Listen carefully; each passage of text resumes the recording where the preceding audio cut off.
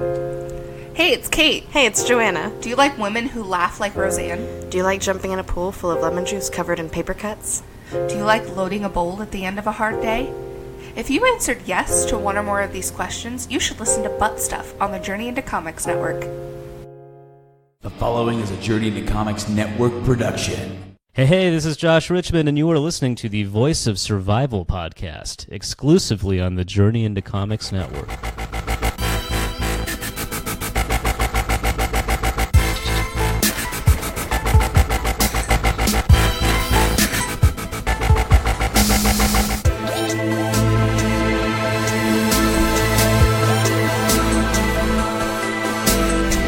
You're listening to the Voice of Survival podcast.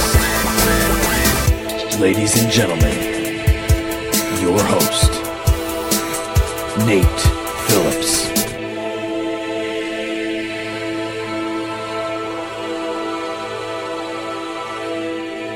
Ladies and gentlemen, as the introduction said, welcome to another episode of the Voice of Survival podcast. I'm your host, Nate. And today, joining me, I have a very special guest. Just to get right into the first time I met this guest, let's go back 10 years, okay? And we're going to time travel 10 years ago. And it's actually, we'll do it exactly, when this episode comes out, it's like 10 years and about 24 days, right? Exactly, right? Because the first major memory I have with this guest is... Sarah and I came up to Highland, and it was the first time I had been up in this area. I just hit your mic, holy shit. It was the first time I'd ever been up in this area, and I was meeting her sister and her brother for the first time, and I think I met mom and dad too. I don't really recall. It's been 10 years, so like a lot of stuff happened.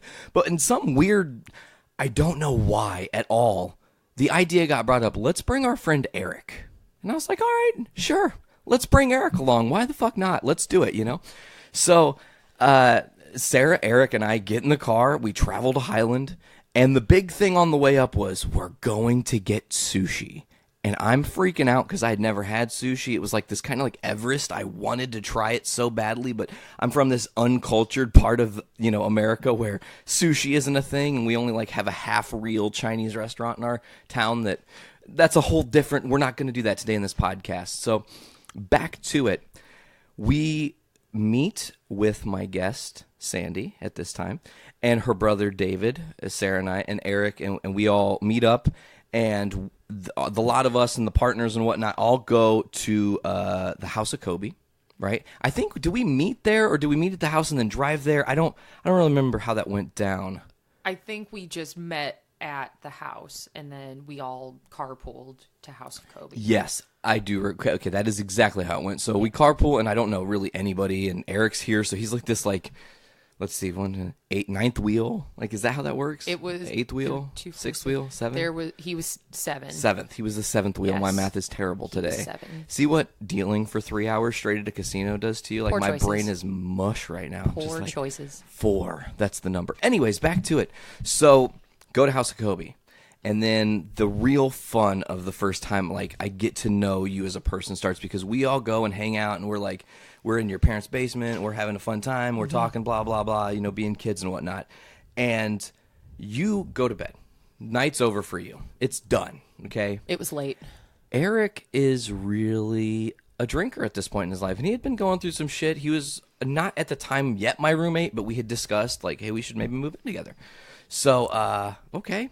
Like, you're going to drink and have some fun. It's New Year's Eve, right? That's right. That's exactly what it was. New Year's. But not everybody stayed up. I'm pretty sure, like, David went to bed, too. So, like, it's down to, like... I passed out, like, right at midnight. So, the people that were up and hanging out were Eric, Lab, myself, and I think Sarah for a little bit, but then she crashed out, too. Now, the part of the story that's interesting is we had to drive the next morning at 6 o'clock in the morning to go open GameStop. Oh, that's right. Okay? All 3 of us, because we all worked there, right? So, I love this story so much, and I'm so glad we finally get to tell this. Why is it the worst? I hit your mic again. No, it's Shit. hilarious. Okay, so... But it's the worst. It is the worst story, but it's the best worst story. So, Eric's drinking, but the thing that I also forgot to mention is he has had a terrible reaction to the cat at your parents' house, and he's been sneezing uncontrollably. Lab, being a friend, hey, here's some Benadryl, man. Not thinking a fucking thing about it. Just, nope, here's this Benadryl. Right? So Eric keeps drinking and drinking and drinking and drinking. With the Benadryl. And the next thing I know, he's asleep. And I'm like, oh, he's passed out, Lab goes off to bed. I finally, I'm like, it's 3 a.m. and I realize I can't go to bed. Because if I fall asleep, I'm the linchpin that fucks all of this up. No one's getting up. If I fall asleep, they sure as hell aren't going to get up. And especially not going to get me up. So now I'm like, I have to spend 3 hours awake in preparation to get everybody ready to leave so we can go to work on time. Because I'm trying to be a responsible, solid adult at this point in my life. And GameStop is a very important job that, so important. There's a lot on the line here. Also failed to mention that in the middle of the night, there was a massive snowstorm. That's important to the story. That's right. So it's like 6:15, maybe, in the morning. And I'm like, okay, well, I'm going to go start the car, whatever. So I wake Sarah. She starts getting herself together and ready and whatnot. I come back in and I wake Eric up, but he's like not really awake. He's like zombified. And I'm like, okay. And he seems to go back to sleep. I'm like, oh God, he's not going to want to wake up. This is going to be trouble. I finally get him to what I think is wake up. And I think he's all there. He's looking at me and he walks away. Yep. And I'm like, oh, he's going to go use the downstairs bathroom. Cool. And he's like, I'm going to go pee. That's exactly how I said it. And, he stumble bumbles into the room, into the bathroom. And I was like kind of intently listening because I was like, what if he falls? That's my first thought. I heard him come in and then you came in after him. And you're like, we're all getting up and we're getting ready. Yeah, it's like we've got to do this, Yeah. And he it's not the noise I'm expecting, and I'm like, wait, what? I'm not hearing pee hit a toilet. He just said he had to go pee. Something is the matter. Opening the door, he's pissing in your clothes hamper. Yes. Full of clothes. All of the dirty clothes. All of them were covered in pee. And that was the first thing New Year's Day that happened to me that year. Was getting my clothes pissed on. That's the worst start to 2008. That, that was the start of 2008. That's a terrible start. And he didn't even know what was happening. No. And it happened. And then you're like, oh, okay. And you got him out. I was like, well, I'm getting up to do laundry now. Looks like, yeah, because I'm not going to sit there with piss-soaked clothes. Let him sit there and ruminate. So it was interesting because that was a treasure. It was a treasure. So after we left your house, we get in the car. Eric falls back asleep. We're driving. We almost crashed. We spun out on the road because the snow was so bad. We finally got to Hoopston, and the reality of the stress of everything that had happened hit me. I told Sarah, I was like, I'm call Liz and make her open. We're not going. Tell her we're stuck in Highland because I'm dead. Yeah. And I fell asleep and slept for like 6 hours. And then we went and closed instead of opening the store. So that was the first time I met you, Sandy. It was so silly. It was so long ago. The best part was that he didn't even remember that it happened. No. Because he basically just, it happened, and then you guys got in the car and you left, and then he passed out, messed up on his Benadryl high. It whatever. Was like a Benadryl alcohol-induced sleep drunk coma. on it. Yes, absolutely. It was terrible. So, I felt bad that happened too, because I think it was like part of me. I think the next time I saw him, he was just like, "I am so sorry." He was very. I feel like the next time he saw you was maybe at the Halloween party. It was either that same year. It was either that or one of the times I drove to like meet you guys. True. Yeah. Because he was around almost every time I came to visit. Truth. Yeah, Eric was always around and doing stuff. Such nonsense. If he's listening, congrats to him. He just had a kid and got married. Well, so yeah, that's wonderful. He's moving forward in life and doing a lot of cool things. That's really good. But today we're here to talk about you, Sandy. Awesome. We've kind of just like worked around it, kind of, sort of here a little bit.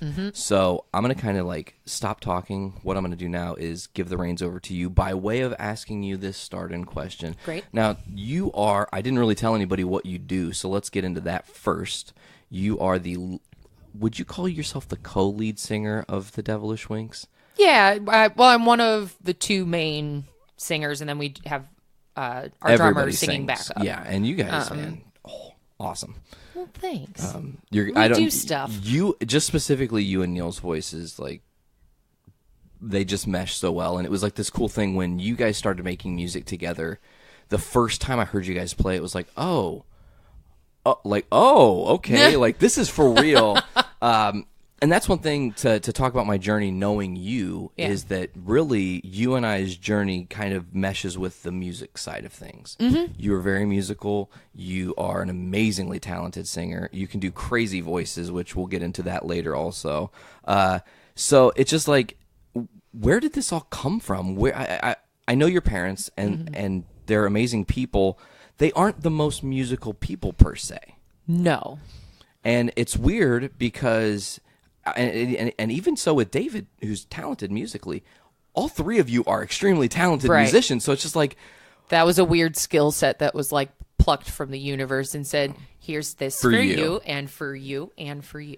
Like, I don't know. So where does it begin for you? Is the start of this growing up with Sarah being musical and it kind of fueling you to do that? Yeah, or is it you discovered on your own? There was always a piano in the house. The Wurlitzer. Little upright Wurlitzer.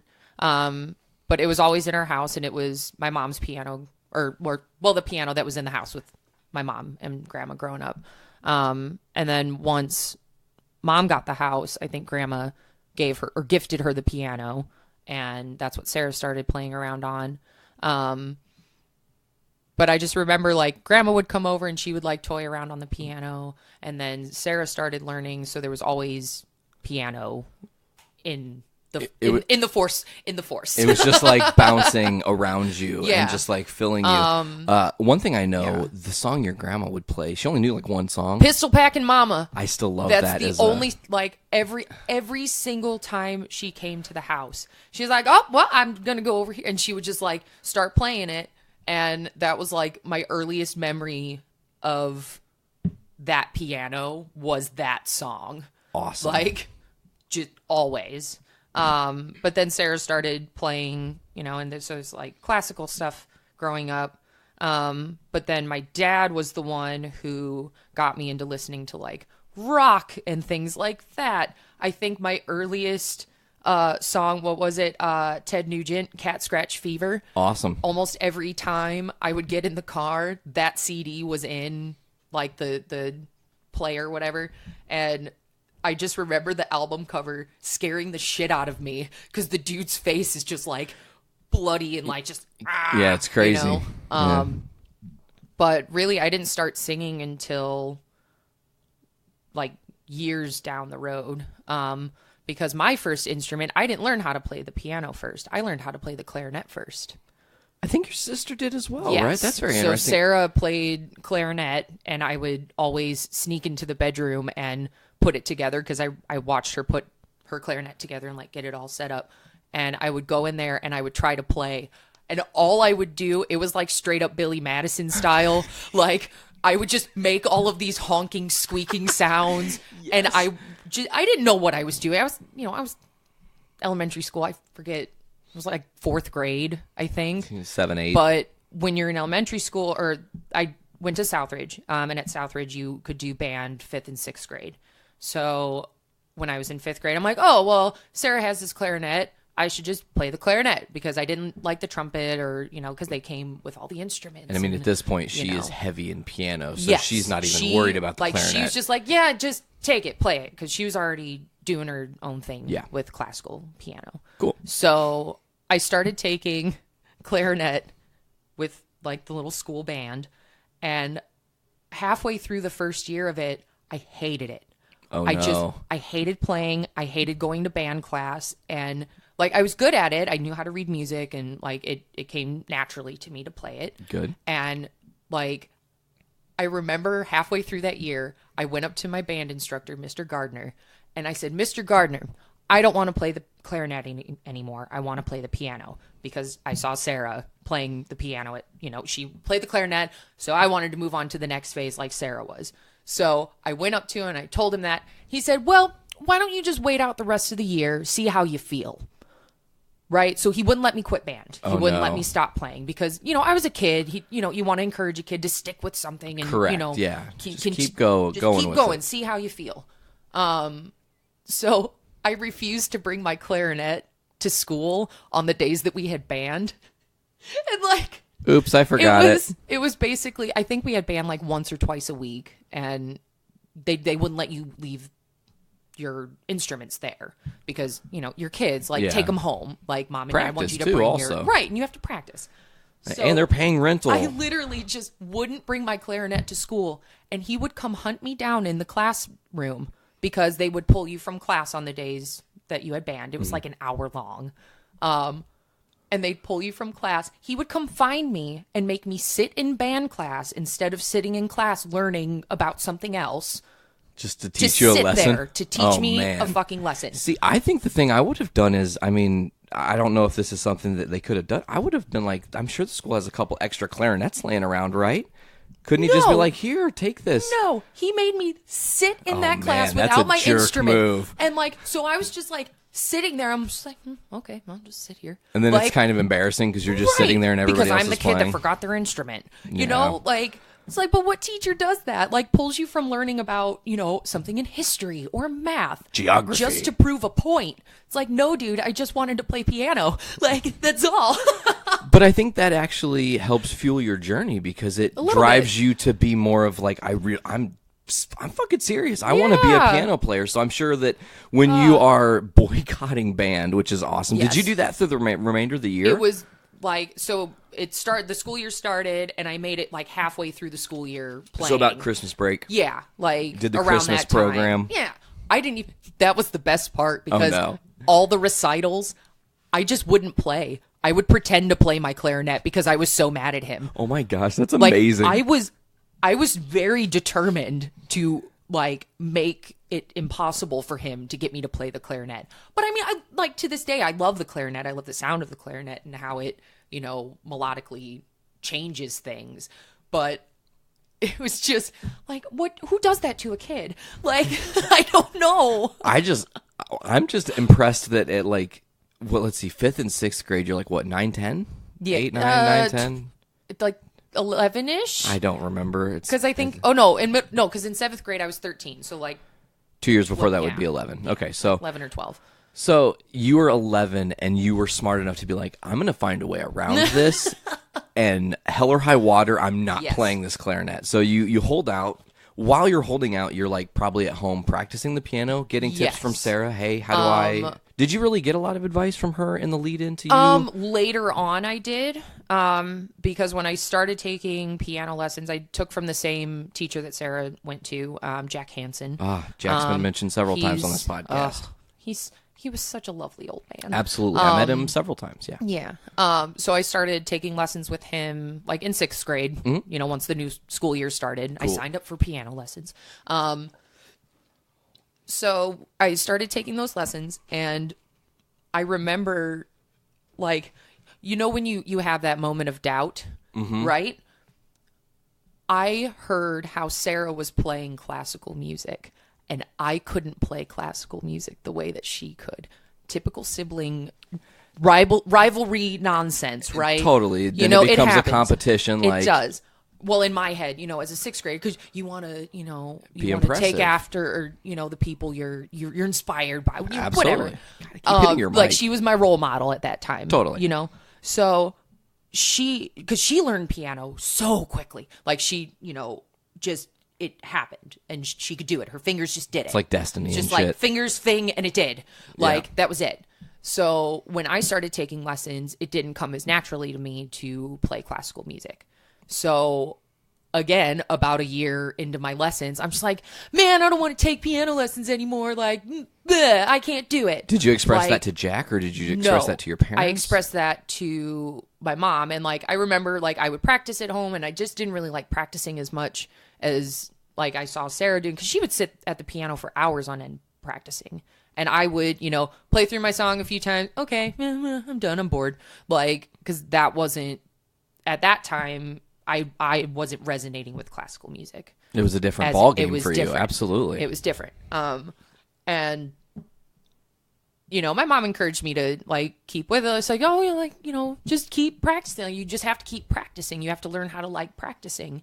And even to this day, I hate practicing because it's that thing. It's that mental tick, and you just have to remind yourself to do it. And when you don't, you feel bad. Have you ever seen the Allen Iverson freak out about practice? Okay, so Allen don't Iverson, think so. professional basketball player, one of my favorites. He played for the Philadelphia 76ers and several other teams, but Yeah. he was on the Sixers, and this is like towards the end of his journey with that team, and that was like the team that drafted him and whatnot. And reporters start drilling him like, "We heard you didn't come to practice today." And he's like the star, the franchise Right. of this organization. And he's like, you guys are sitting here talking about practice. This is the game I love that I've put my heart and soul into.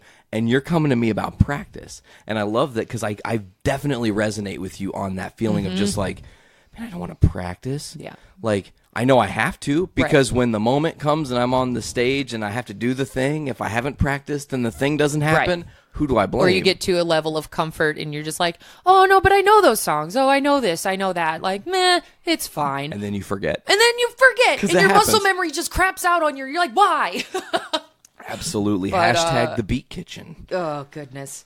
The hottest stage ever. We'll talk about that later, Yeah, too. Sarah mentioned that. Absolutely. But let's see. So, 6th grade, I'm taking the piano lessons, and I just kind of quit, and I started doing more sports, and I did the athletic Took your gambit. athletic journey. You know, I literally played every sport under the sun, and I jumped from one thing to the next because I just didn't really like sports. Yeah, I mean, I was athletic. It was Found it out the hard It way, was though. fun. Yeah. I mean, basically, when I was 5, I got to do cartwheels on the field because no one would pass me the ball. So I gave up, playing soccer, and because they put me on an all boys team. Oh, like wow. I was 5. Like No one's going to pass it to you. Come on now. No 5-year-old offense. boys. It's like, yeah, you're a girl. Yeah. Like, but Pass anyway, the ball to you, you're going to get cooties. Oh God, no. I'm sure you heard that like a numerous time. You're like, oh my God. I'm just like, Were cooties a thing so when you were awkward. a kid? I know there's not that big of an age gap between us, but I feel Well, like, like the line, dot, now you got a cootie shot. Like, never heard that before. What? Nope. See, 3 years difference What? and it changes the world. I've never Ah. heard that before. God. Anyway. Let's get back to it. So You quit. I quit piano, and I was mad at it, like because I didn't like practicing, and I didn't, it was in my nature to basically jump from one thing to the next at that point because I did the whole sports thing. I did dance lessons, I did clarinet, I did piano. I'm like, okay, well, what can I do now? So in middle school, I joined choir. So one of my friends got me to, join the 8th grade choir. And that kind of opened up a whole new little arena of, You didn't even know. I didn't even know. I mean, because I could sing at that point. Like I knew I could sing. I did at church. I sang, in the choir there and like on the praise band and stuff like that. But at that point, I hadn't like really tried to pursue it. So like my one friend, it was Bailey and Carly. They demanded that I join choir with them, because we would sing, Together, and they were everyone like- had like a karaoke machine in their house at that time. My guess And, is that you're the friend that everyone's like, fuck, she sings so good, she doesn't even know it. What's going on? And everyone else is like trying to sing, and you're just like, this is so much fun, and you're not even really paying attention to like the quality of singing because you're having a blast. You're just singing along to like, But everyone else is favorite like- songs and. There's the talent right there, and you don't even realize it. Yeah. So they got me to join. Okay. And it was really fun. And like they do a vocal competition every year at the school I went to called ISMA. And I signed up to do a solo that year. What does ISMA stand for? I actually don't think I know. God. Do you know? off the top of your Indiana head? School Something Music Association. Oh. I forget. I don't even know. It's ISSMA. Yeah. You've won a My lot of brain those failed like me. ISMA awards, so I've seen the. I had all of the medals. Yeah, I saw. They were all gold. But I did my first solo that year, and I had never done that before. And I forget what song it was. I have it written down somewhere. But I believe it was an Italian. It was in Italian. Oh, cool. It was like an Italian song of sorts.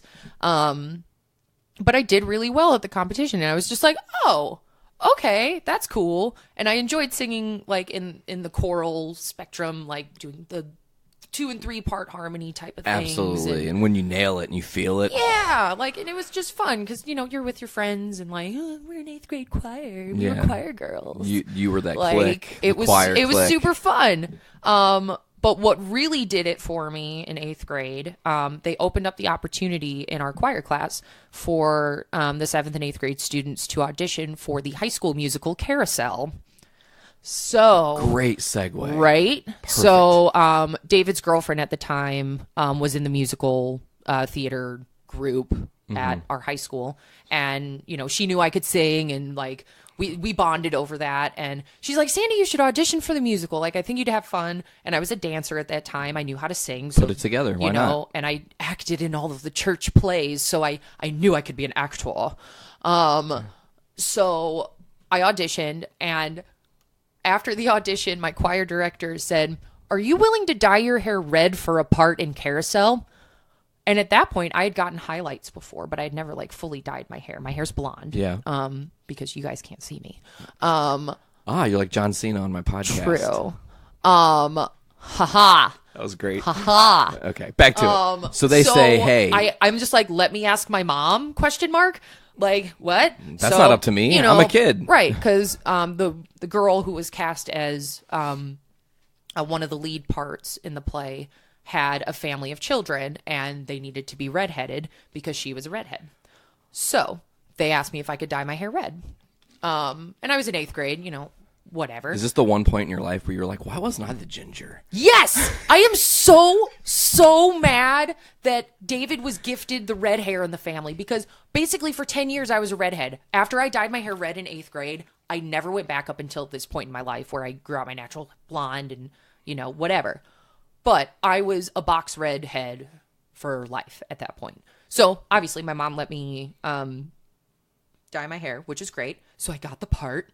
I was one of the snow children in Carousel. I had, I think, 3 lines. Cool. 2 or 3 lines. And I got to wear a white flouncy dress at the end, and it was delightful.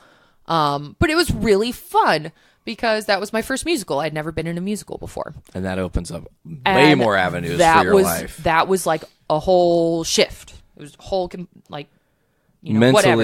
it changed you because your now the want to practice has changed, because it's like, oh, yes. shit, if I put the work in, there's like a reward. I'm like, oh, cool. I can dance. I can sing. I can do all of this stuff. Like, so I did the show, and I really got along with, the people in high school and like stuff like that. And like, I felt like I made new friends before I got to high school, which was great because, it kind of prompted me to continue auditioning for shows and kind of doing all of that.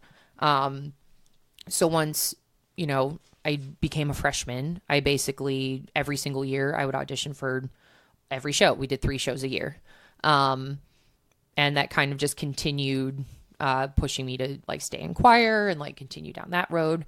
But there was a pinnacle moment between my freshman and sophomore year in high school. Basically, I was on the dance team my freshman year, and I was doing musical theater and like doing all the shows and stuff. And between 9th and 10th grade, they changed the dance coach. There was big drama. She quit. I don't know. Right? So the new coach offered her rehearsals after school when the previous coach did it later in the evening because of her work schedule. So I could still do musical rehearsals and play rehearsals after school and still be on dance team. So I had to choose my sophomore year whether I was going to do theater or be on dance team. Oh, no. And had I not chosen the route of musical theater and staying in choir and doing competitions and things like that, my life would have been so different. So what would have happened if you would have taken the left turn there and went to dance? I mean, if you were to know. surmise, I guess that's an interesting question, because you're right. Knowing you and like everything that you're about, and we'll talk. Obviously, we're going to talk about your journey. So there's like a lot of things I know within the last 10 years that has happened that like shifted back to this moment, though. Yes. It's all back to this one where shifting I chose moment. to do musical theater, like over dance, which I'm still, I took dance in college. I took little classes and stuff, and that's still a part of me, but it wasn't like I remember that year feeling like I was the oddball out on the dance team. Not like I was the weird girl, but I was a little shy because like they were all like, they were the pretty popular, pom pom dance whatever girls, and I did not fit that image, which was it. I felt weird on the team, so I'm like I could either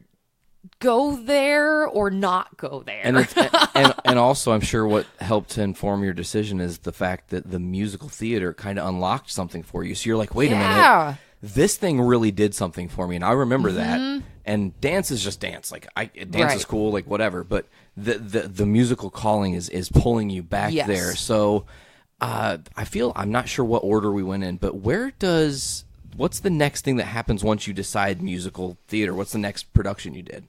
Once let's see, what did happen?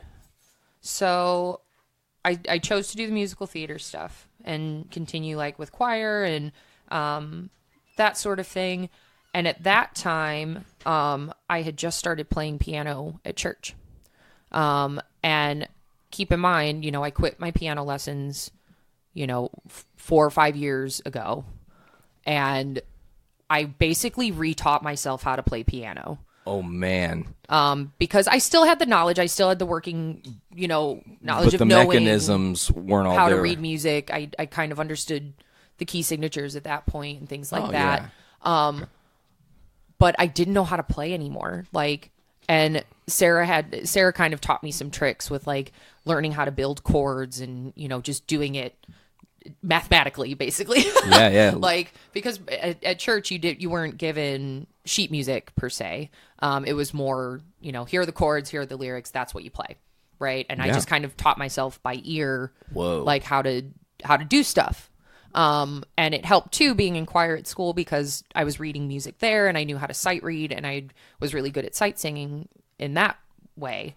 So that kind of coupled with playing at church helped me kind of reset my hands and my brain into piano. It was almost like you needed to walk away from it and forget so that when you went back to it, you could maybe learn, I don't want to misspeak for you, but learn the right way, if that makes sense. So where your hands were working for you and not working towards making your hands do all the work.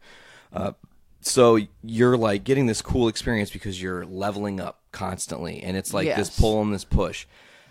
Is there any moment within that you were just like, now I got to choose musicals or piano? Or were you just like, no, I can definitely handle both No, easily? It was just more like it all was one big basket of things that your bag of tricks. It was my little, my Mary Poppins bag of tools I had. I don't know.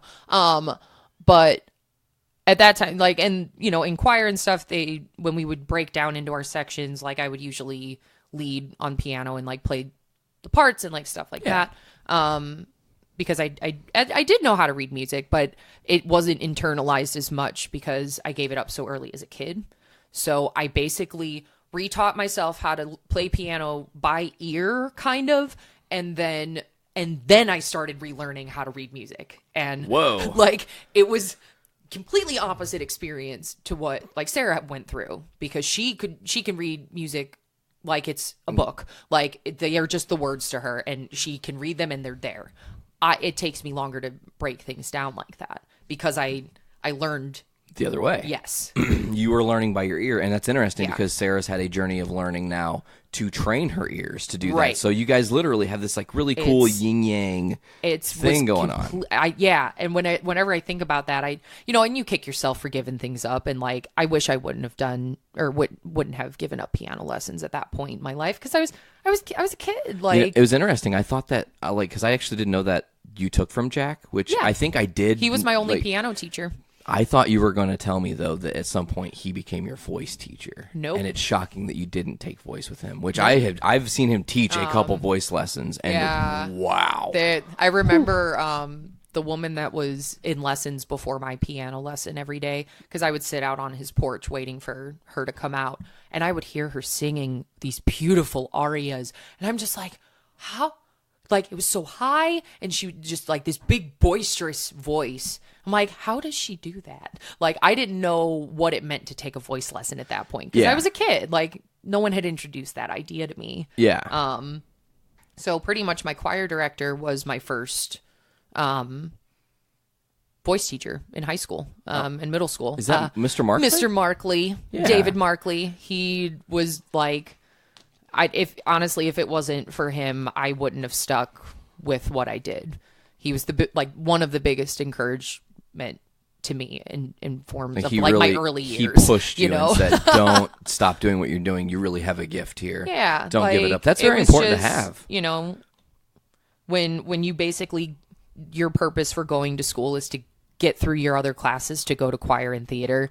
That was my life. Yeah, that's awesome. Because I did 3 shows a year. It was constant. What are some of your favorites that you did in the musicals? Did you do the I don't know if Highland had this. Did you guys have musicals and then just theater where it was strictly acting? We did fall plays that were strict, just scripted. Mm-hmm. And then there was a winter play and then the spring musical. So you did all 3? I did every single year. Wow. I did all 3 shows from freshman through senior year. So high school was a total of 12 different roles you played. Yes. Yeah, let's talk about some of the most memorable ones. What sticks out in your mind? Let's see. I got to be the Mad Hatter once, and That's awesome. that was exciting. So that was because Alice in Wonderland is my favorite Disney movie, hands down. Absolutely. But that one stuck out. When I got to be Audrey in Little Shop, that was my other favorite. That was the first show I got to die in, and it was my senior year. Yeah. So I finally, by my senior year, I got to die in a show.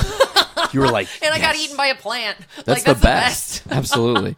I believe I saw that play, actually. I'm pretty sure at that point. That was the last show I did. The spring show right before you graduated? Mm-hmm. I absolutely do remember seeing that then. Yeah. So, let's see. We did that. We did Oklahoma. We did Annie. Were you Annie? Oh God, no! I didn't know elementary. I didn't know at what time frame that all happened. That was I think it was my freshman year. But yeah, we I think by my senior year. Oh, my senior year we did 2 musicals that year instead of a play and a musical. So that was kind of fun. Neat. But yeah, I think that really kept motivating me to pursue.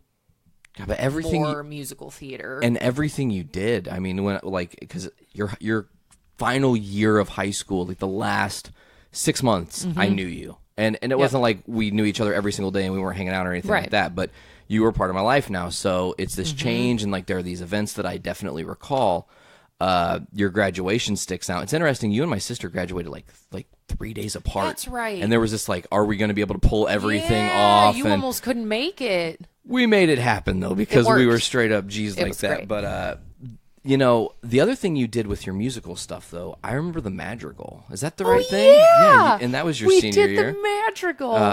That was really cool. Dinner theater. It was super fun. We got to dress up in Renaissance costumes, and we were given characters to play.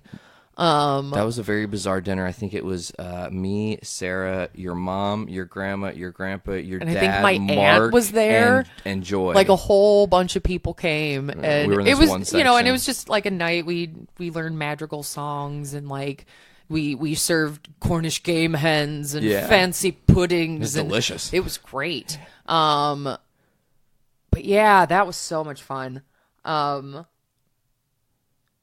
It's interesting because I kind of know what happens next in this journey, and it's weird because you are at a point you're graduating high school. Right. I have to decide what I have to adult now. It's time to be an adult, and you actually take a left turn here. Yeah, so you have to apply for college, right? And I started applying just to the community colleges around, because at that point I wasn't really set on any specific major. Totally. I didn't know. I had ideas of what I might want to do, but it wasn't okay, career. What? I don't know. What is that? I'm 18. What do you mean? I've been a waitress at a diner. No. So, I chose to go to Indiana University Northwest. And I decided to pursue ultrasound and radiography. You hated it. It was terrible. Every second you were there was misery. I took the first year of classes, and I barely scraped by in like my anatomy and physiology classes. Like I got good grades because I'm really good at regurgitating information and writing papers. I'm, I can do that. That's a skill, but it's not the same as having the knowledge. Right? Absolutely. And it's, and if you're going into that field, any sort of medical field, you have to be driven to do that, like, for your life. It's got to be your calling. That's not, like, you have to have that in your blood. Like, if you want to be a nurse or a doctor, like, whatever. And the only thing that's made me go for that degree was that I could get it in 2.5 years, and most of my starting pay would be $24 an hour. So you were just looking at the logistics, not thinking about Right. the real. I'm just real. oh yeah, I can make a lot of money doing this. Like, I'm done with school in 2 years. And I took the first year of classes, and I just was miserable. In that first year, were you doing anything musically at all, or was it like almost cold turkey? I was only playing piano at church.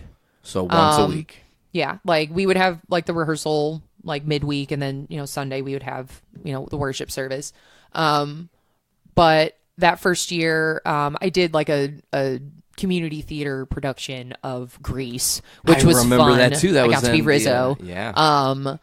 Which was funny because I wanted to be Sandy because my name is Sandy. Sandy makes sense. And I auditioned, and the director, when we had the first rehearsal, pulled me aside. He's like, "Oh, I'm excited to have you, be our Rizzo. Like, this is going to be really fun." I'm like, out of curiosity, why didn't you cast me as Sandy? Just like straight up asked him. I was just like, I'm just curious because I thought it would be funny. Like, oh, I'm Sandy. I could be Sandy.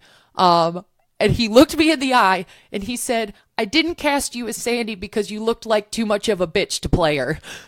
Wow. And it was more of a joke, but still. Rizzo fitted, like that was my personality at that time. I was a very, in your face, like rough and tough gal, I guess. Yeah. I don't know. I don't know if that's the, yeah. I don't know. Or at least that's what he, in my audition, that he perceived that more. He perceived your tough exterior. He said I was too much of a bitch to play Sandy. And I'm like, but I am Sandy. It's like, come on, this is the role I was born to play. That's bullshit. I will say that's a weird thing of fate that you didn't get that role. I know. It's so I had bizarre. more fun being Rizzo. That's good. But so that was the only musical I did. Actually, that was the last musical I did. I have not been in a musical since. Not technically, but kinda. I mean, but in a different way. Straight, performing that way. Yes. Okay. So wow, is that something you miss? Is doing the straight up musical thing? Is I do. I actually don't know this because I'm not searching it out, but are there things that you can like sign up for where there's like community there are something? places. You just have to look online. There are audition sites and the audition notices and stuff, and they're just open call type of things. Yeah. But after I did that show, that was my first year of college at IUN. So I basically did that show. I did my first year of classes at IUN, hated my life, and then decided to transfer to Columbia College in Chicago. That was a tough decision for you, and that came with a lot of weight. It did. This is to go backwards to episode 1 of The Voice of Survival. That decision for Sarah was something that was like obvious. Yeah. Music. It's what you do. Yes. It's what you need to do. Not thinking about anything else, right? By the time you get to make this choice, she's suffering the repercussions of what millions of Americans are suffering from now, which is this Sally Mae bullshit where they just... Now it's Navient. Whatever it is. It doesn't... Ugh. They can all go fuck off, right? So you have a bigger burden now because you've seen what happened. Actually, David also had the same thing kind of happen, right? Because on a smaller scale? He went to Purdue... Cal for a year, right? And then he transferred to IU Bloomington. Mm-hmm. So, he kind of went through that shift. And then, so me being little sis, I saw my sister go through it. I saw my brother go through it. And then I was doing the same dumbass move. And, fuck it, it's my turn. I'm like, okay, well, great. So, and my mom was hesitant about, like, letting me make that decision because she's like, okay, if you do this, you have to take out student loans. Like, there's no way. There's no way around it. Correct. Because, like, I had a small scholarship to go to IUN, based on like my GPA and like nonsense like that. And I tried to get scholarships for Columbia, and it just didn't work out. Whatever. So initially, when I decided to transfer to Columbia, I wanted to do musical theater because that was the last thing I did, obviously, and that's what I wanted to do. And I started researching into their programs and like what their class would be like. And like, I don't know why it didn't resonate with me studying theater there. Okay. Because I heard good things about their theater program, but not so much about their musical theater program at the time. I don't know. You're like, I don't want to take this gamble. Maybe I should do something safe. I seem kind of hesitant at first. You're like, this is a lot of money to decide on a gamble. Right. And, you got to choose your career. Absolutely. And so in my head, I'm like, okay, well, if I don't do that, I should just do something music related and try to go the teacher route and try to do like, oh, I can go here, get a vocal degree and then pursue a master's and then I can be a college professor. And that was initially the idea, I'm like, okay, so I chose to do a vocal performance degree. So I got my bachelor's and, I still had to take all the other random classes, science, English, lit, whatever classes. But the bulk of my work was, music theory and voice classes and sight singing and like all of that type of stuff. And pretty much it wasn't until the end of my going into my senior year that I really even thought of pursuing like my own music. Like now the change has happened and you're like, wait a minute, hold on. Yes. I spent 3 years there. Well, and not only did you spend 3 years there, you spent your like entire life leading up to these moments. And then it hits you like, wait a minute. I've been playing all these other motherfucking people's songs. Right? Why can't I do it myself? Like, why can't I write my own Right. stuff? There's stuff that I want to say. Why can't I? Yeah. So what's the experience like when you decide like for your first attempt to write a song? If you remember it. So oddly enough, which this will segue into my current happenings, the very first song I wrote lyrically and on the piano was called Hollow Bones. Beautiful segue. Absolutely. We'll get into that. And that was the first thing I had ever written. Man. However, the lyrics is actually it's a poem that was written by one of my best friends at the time, Morgan Horseman, former Opolsky. But she wrote a lot of poetry, and she at the time on MySpace, back in the day, Shout out 2006. She would post her poetry on there like periodically, and this was in 2010. I wrote this song. So I wrote this song before getting at Columbia. Wow, so this predates it. So This was like... I had tried noodling around with my own ideas before. This was written in 2010, and she wrote this poem, and I don't know why these words just hit you. It was just like, wow, like that sounds really musical in my head. The way I read it, the way I sucked it in that way. Absolutely. And I asked her, I'm like, do you mind if I use your poem to write a song? And she was like, yeah, please, yes, that's great. Do like, it. Of course. So collaboration. So I used those words and I composed the piano beneath it. So that happened, and I basically just kind of stopped writing. Like, I would write poetry for myself, and I would have things like that.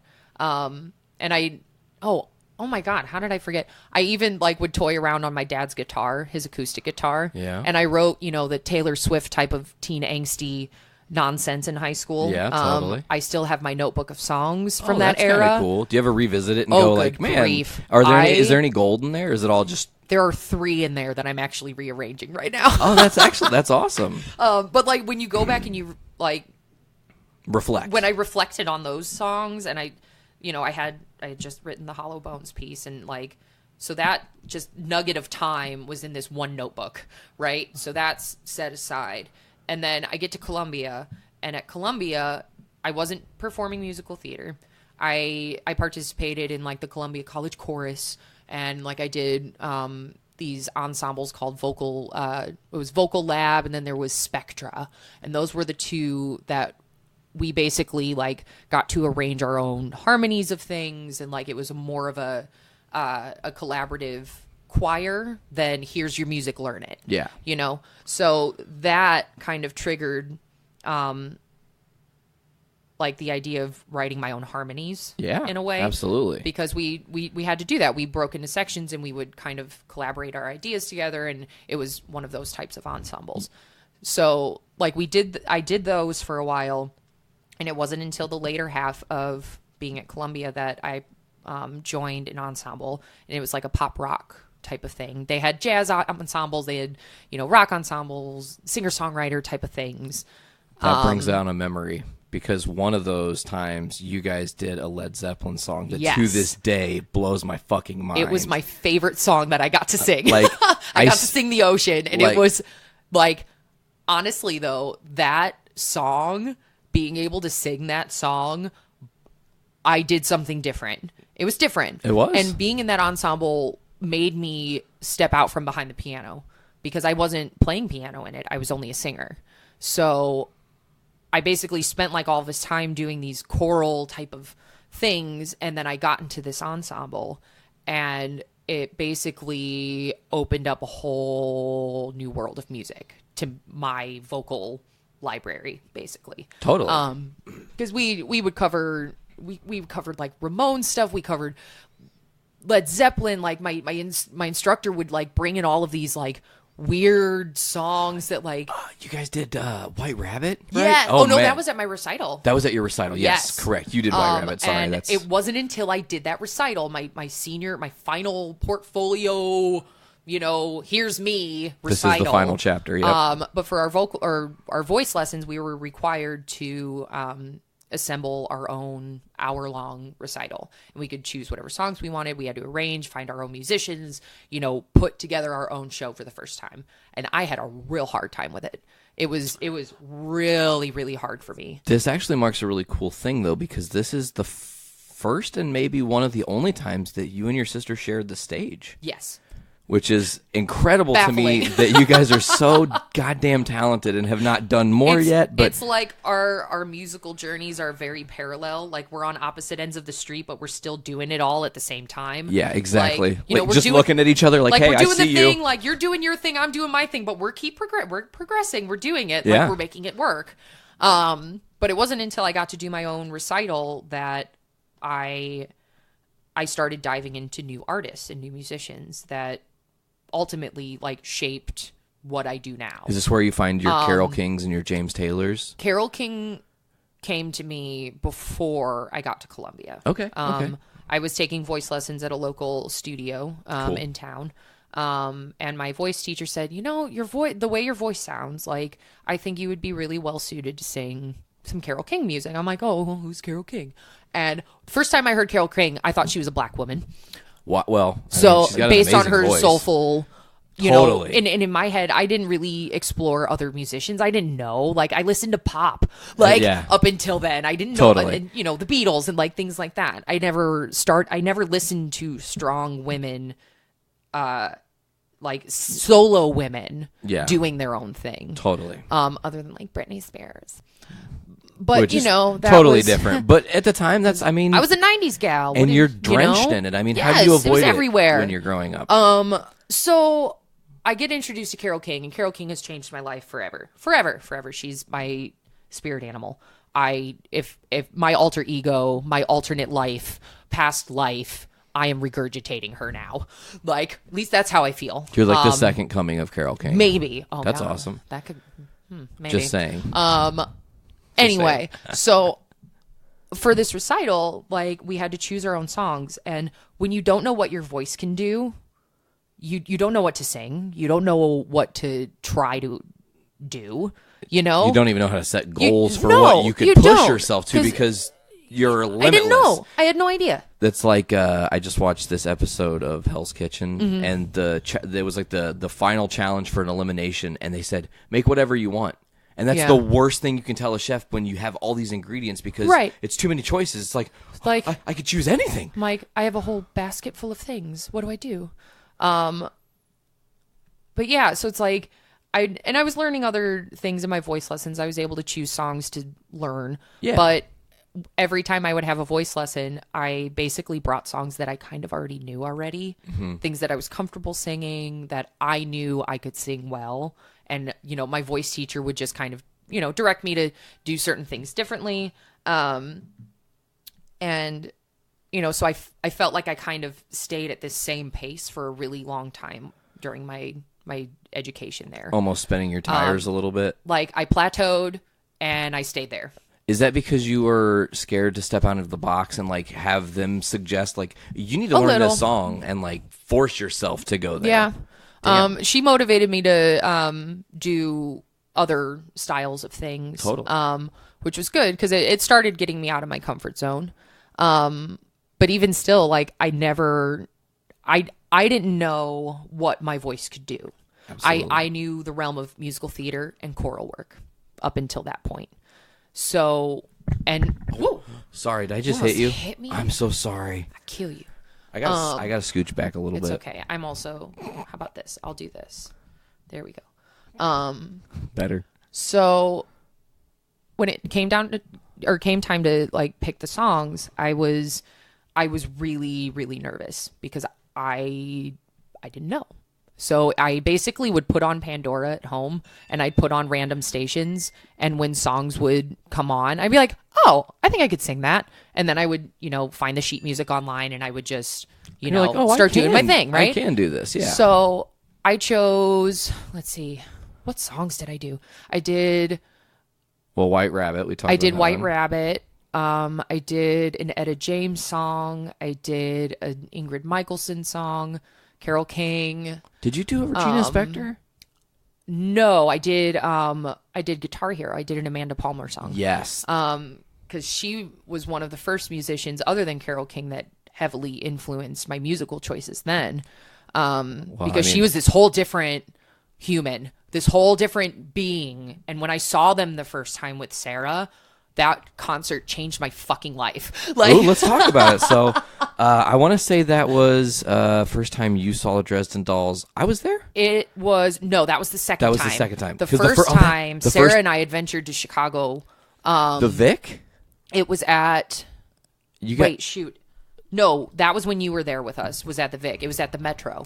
because there was the Fight for Your Right to Party at the end, right? Yes, You got and they big... invited everyone up on stage at the end, and like the crowd just got up there and like started dancing, and like they were on Shit, stage that's with them. awesome. I'm just like, man, I want to do that. But I was like 18 or 19 at the time. I Little was bit. like, I had never been to Chicago before. I don't know where I am. Yeah. Like I'm just Strangers. I'm gonna stay right here and just like take pictures from afar. You know, Some good pictures, Like, though. I got some bomb pictures from that concert. But it was just because I had never really been to a concert before. My first concert I went to was of a Christian gospel group called Anointed, and I was like 8 or 9. I didn't know. Not doing the same for you. Right. Like I didn't know. I had Yeah. no clue. So I go to see the Dresden Dolls, and like I'm standing there, and like you feel the heat of people, and you feel the floor, and you feel like the energy coming from just two people on stage. And I just remember leaving that concert and just feeling so blown away by the energy of the space that I fell in love with her music. And like it came easy to me to learn her music because the chord progressions were very similar to what I was playing at church, and I could read her lead sheets very easily, like all of the things like that. And because my voice sat in a lower range like hers, I could sing her music better than what I thought I could. Maybe better than her. No offense to her. Oh, I mean, no. no. I mean, listen, Amanda Palmer has a great voice, but she does kind of go on that rasp tangent where she kind of loses herself And it sometimes. was great. Yeah, I've seen her two. No, wait, hold on. I've seen her her 3 twice. times I've only seen her at this twice point. because I saw her on the first Chicago Yeah. show. They did it when she was solo, when she released the Who Killed Amanda Yeah. Palmer, and then when they did Right. the reunion show. Yes. Thing, which was the worst night of my life. I know, Best you show. had a really bad migraine. That was I almost died was on the super floor. fun. It was cool though because they did War Pigs at the end, and even though I'm like almost dying, I'm just like, You're like, oh, this it's is so awesome. good. I'm gonna hit the floor and puke now. Right. But yeah, so like I left that, and I just started listening to her music a lot, and then listening to artists like her, and I started kind of morphing my musical taste that way, kind of away from like the pop and that type of Opening yourself genre. up to non-mainstream music Yes. to evolve yourself. I didn't know. Like, I listened to like some of Sarah's AFI CDs, and like, so I had early memories of like punk and rock and church music and pop. It's all sprinkled in there. It's a weird amalgamation. All of the sprinkles. Yeah. But so once going back now, what was it? We were talking about my recital. Yeah. And I did Guitar Hero at my recital, and that was the song Sarah came up and played with me for the first time because I didn't trust myself to play it on the piano. And I don't know why. For the whole recital, I could have accompanied myself. I could have done that, but I wanted to see what it felt like to just sing, stand in front of a microphone and be the lead singer. Yes, that's right? an experience. Absolutely. It was completely different. Like, and I remember after that recital feeling so good and euphoric about this newfound energy in my voice, because I never sang those songs before. I never sang the genres I was tackling, and I could have done more with arranging and like that type of thing, but what I created was just something completely different for me.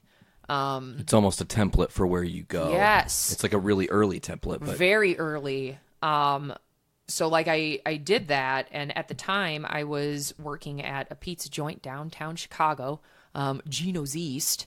And I had just graduated from Columbia at that point, and one of my coworkers approached me, and she's like, "Hey, VanLaningham, you're a singer, right?" Right? I love that. And I'm just like, "Yeah." I'm like, "What's up?" Because I had just gotten out of college. Like, it was the summer after I graduated. I had no musical prospects at this point. Gotcha. I had no clue what I was doing. You're fresh out of college and I'm looking just like, in a cool. field. I'm just like in Chicago. I'm waiting tables. I'm living here. Like, this is great. I'll find something. And my coworker Tracy came up to me and she's like, "So my boyfriend's band is looking for a singer, and like, I hear you singing around, walking around here. So I know you got some chops, right? Like, do you want to like come hang out with my boyfriend and like, see if it would be a good fit?" I'm just like, oh, okay, sure. Why not? Like, I didn't know. Whatever. I was just like, yes, please. Like, please pick me. So I contacted him and we got together one afternoon and just kind of jammed on some Beatles tunes. And Cool. I played him a couple of the songs I had written, because at that point I wrote a couple more instrumental pieces, couple lyrical things, and at the end we were probably hanging out for like 5 or 6 hours, and we were just hanging out. Like, he had his acoustic guitar, and I just had my piano, and we just kind of learned some covers. And at the end he's like, yeah, I'm pretty sure I want you to be in my band. Like, Sold. so I'm like, okay, so like what do I do? What does that mean? What What does that entail? What like- have you just hired me for? Okay. So he had a band, and it was called the Devilish Winks. And at that time I think it was only a 4-part group, if I remember. But it was already existing. It had already been in existence for like a year. Okay. And the one female singer that was in there, her name was Kylie. She either moved or went back to school or something, and she had to drop out. And then that's where I stepped Your in. opportunity arises. Yep.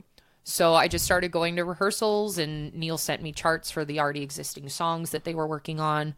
And I just kind of dove in. And it was really, really stressful at first for me, because I didn't know how to collaborate with musicians at that point. I didn't know how. It's a foreign language. I had no idea. Like, because I worked with my ensembles at school, and, basically I was handed a lyric sheet. They tell me to learn a part, and I learn it by ear, and then we put it together and perform it at a recital. Woo. Go me. I got a gold star on my report card. But like, it was a completely different realm for me at that point. And I knew I could play piano, and I knew I could sing, and I felt comfortable with my skill set at that point. But when it came to working with other people, I was so shy at first. Like, I became really good friends with Neil, like right off the bat. And I kind of like would only talk to him most of the time at practice. Cause like, I didn't know these other guys. I didn't feel like I fit in. You hadn't yet meshed with them or had any right. experiences. I didn't let them, see my weird side yet, Yeah, like, cause when totally. you get comfortable with people after a while, then like, okay, I can be myself finally. But like those first couple rehearsals, the bassist that we played with at first, he had a rehearsal space that was kind of like in the basement of like a parking garage.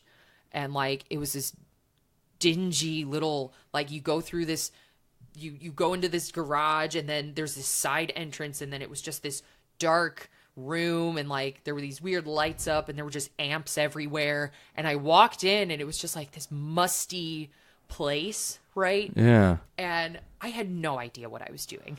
Like, no clue. Did you ever go, I hope I don't get murdered today? Like, when you walk into this dungy building? Yeah. Like, because I would have been like, what the It was fuck just is this? Like, and when Neil told me where it was, I was just like, oh, okay, cool. Like, just tell me where to go. Like, I don't know. And I just remember after, like, our first couple practices, I felt like I was in the right place. Like, I felt like I was... This is destined. Okay, I'm going to be in a band. Yes. Let's do this. That should be what I do. So it just kind of snowballed from there, You're funny. You said snowballed from there because I was going to just say your first show was Tonic Room, right? Yes. In wintertime in Chicago. Yes. And you just said snowball. Ha See how I did that? I wrapped it all You nicely. silly. I do. It's fun. But let's see. So you guys are practicing, obviously. We're practicing, like, and most of the songs that we were learning were Neil's. And Neil would, give us all the charts and, like, we would, we practiced and we would arrange and rearrange and fine tune and do that type of stuff. And I brought my 3 songs to the plate that I had written at that point. Because at that point, I had 3 songs to my name. That was it. And I told him, I'm like, do you want me to bring my music to this? Like, because I know this is your band and these are your songs. Like, am I allowed to bring my own things to have you guys learn? And I didn't know what the rules were to be in a band. I didn't know what None. we collaborate, we share ideas. What? Yeah. Like, so I brought all my charts and like I started teaching them my songs. And once we started arranging things, I had only heard my music on the piano before. Oh. I had never heard other instruments with it. I never heard other voices with it. And I didn't know what it felt like to hear it. Overwhelming. It was so overwhelming. And Absolutely. like, I remember one of the songs, which was on our first album, which we'll get to in a little bit. It's called The Last Full Moon. And I strictly wrote it on piano at that point. And I had everything, like, exactly arranged how I wanted it on the piano. And I remember there was one rehearsal that I just got really frustrated because I remember our former bass player kept wanting to rearrange my song and kept wanting to change it and like make it a different song than what I had put together. And I didn't know what it felt like to have someone want to change what I did. And it's hard to take because you almost feel like you're being Right? criticized, but it's not that. It They're wasn't. trying to see if they can evolve Like, it. oh, let's see what it sounds like this way. I didn't know what that was. What do you mean? Hear it a No, different I don't way. want to hear it a This is different way. This I is how hear it is. Stop fucking and with my song. That wasn't me, trying to poo-poo his ideas. It just, I felt like he was attacking my music. And you get really, really Attached. sensitive. Totally. You get really sensitive to those things. And it took me a long time to let my babies, like, develop Breathe. into what they are now on the album. Absolutely. So I just remember leaving that practice and I was just so mad. Like, and I talked to Neil about those feelings and stuff. And I told him, I'm just like, I did not like that. And bleh, and just, it was frustrating. And it made me feel like I was the asshole in that scenario because I wasn't willing to, negotiate. Or I wasn't try. willing to try at that point. And it took me a while to feel like I could. Even though it was a safe space for ideas. It was Totally. But in my head, I had never been told no like that, or I had never been told like, you can change these things. You'd never been musically questioned. Yes. With your decisions. Yes. And your decisions weigh heavy when you're a songwriter. Right. Because it's like, I fucking did a lot of work to figure out how that was going to go. And I didn't know how to collaborate with people. And it was stressful for me, like in those first couple months of like getting to know the guys in the band and just learning their playing styles and their skill set. Totally. Because they were on a whole nother level than me. Yeah. Like some of them were in other bands already, and they were teachers. They were, they were just more established than what I did at that point. Because I was just a musical theater girl. You were the rookie. I was a choir girl. Yep. I barely even knew what it meant to be a front woman. Like, did you get hazed at all? I don't feel like this is the kind of band No. that did that kind of thing. No. You guys are definitely a little more soulful and not like party animals or anything like that. No, we were all, very respectful of each other. That's good. And it was fun. It was like those early rehearsals, like you never forget those. It's like when you look at your time spent, because now it's been like 4 years almost that we've been doing That's amazing. this. 4 years and 2 albums already. Yeah. We'll get through those. So like when I look back on those first rehearsals and I see what type of musician I am now, it's like I was like this scared little bumblebee that like didn't know what, like I was either afraid of being stung and I was afraid to sting other people at that point. Like I didn't know what it meant to take criticism. I mean, I learned how to take critiques in college and like, vocal work type of things, but it was never like, oh, I like your music. Like, let's try doing it this way, and like changing it and letting it morph into this being. The musical exploration side of it, you were so attached to the idea. Yes. Totally. And I had to like break down those musical barriers, so to speak, to let myself become a better songwriter.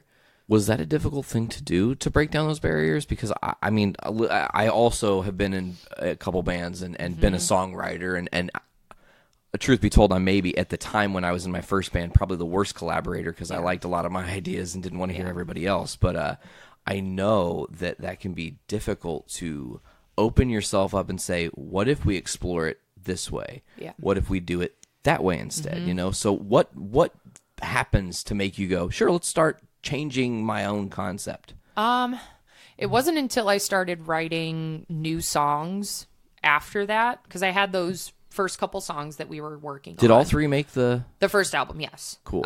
So it was Hollow Bones, Last Full Moon, and Fog. Those were the first 3 songs that I ever fully arranged myself.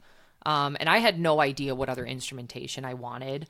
I didn't know, that this song needed, a cello, or this song needed electric or saxophone or clarinet. Like, and in our band, we are a 6-piece band. It's piano, acoustic guitar, electric guitar, bass, drums, sax, and clarinet.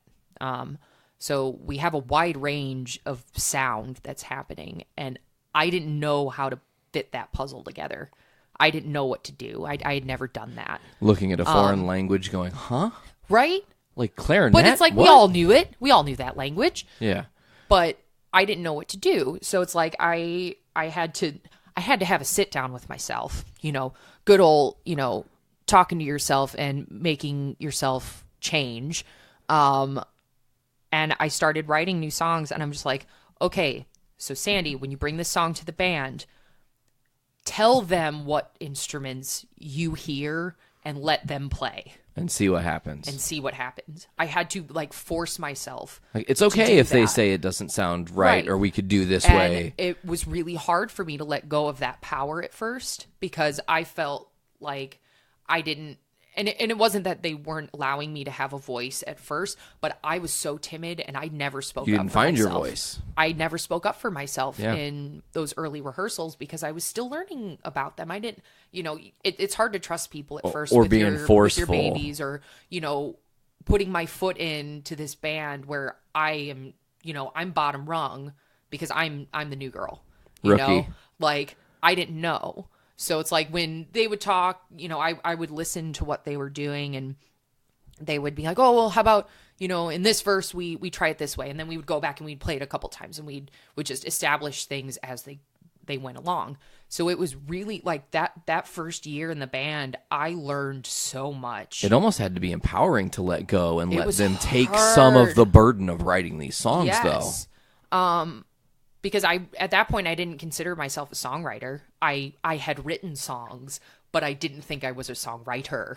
I understand that. I understand how that is. Yeah, absolutely. Because some people can write lyrics, out their ass, and like they have, all of these words and no music, or they have all the music and no words. And that's where I started finding, both, right? So I would mostly work with Neil. We would have separate little rehearsals sometimes where we would work on our new songs together. And I'd be like, okay, so this is my new song. Like, these are my ideas for like backup vocals, this and that. So those rehearsals, I think, are what really helped me feel more confident in our main band rehearsals, because I was able to spew out my ideas to Neil, and we would be positive reinforcement, positive feedback, and it was constant building up. And then you could refine song. it into what the band needed to know. Because I would establish my ideas, the bulk of my ideas, and I would develop how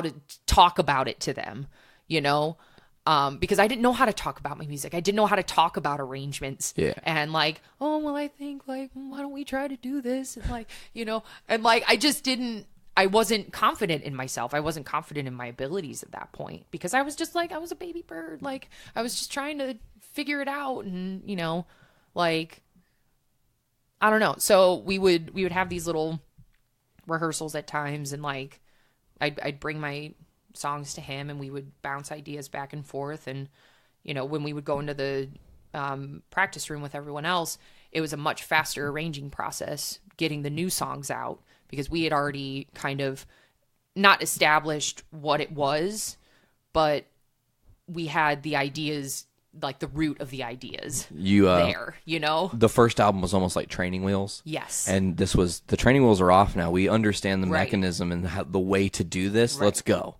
So like we had the 10 songs we decided to put on the first album. And when it came time to go into the studio, I had only been in the band 3 months.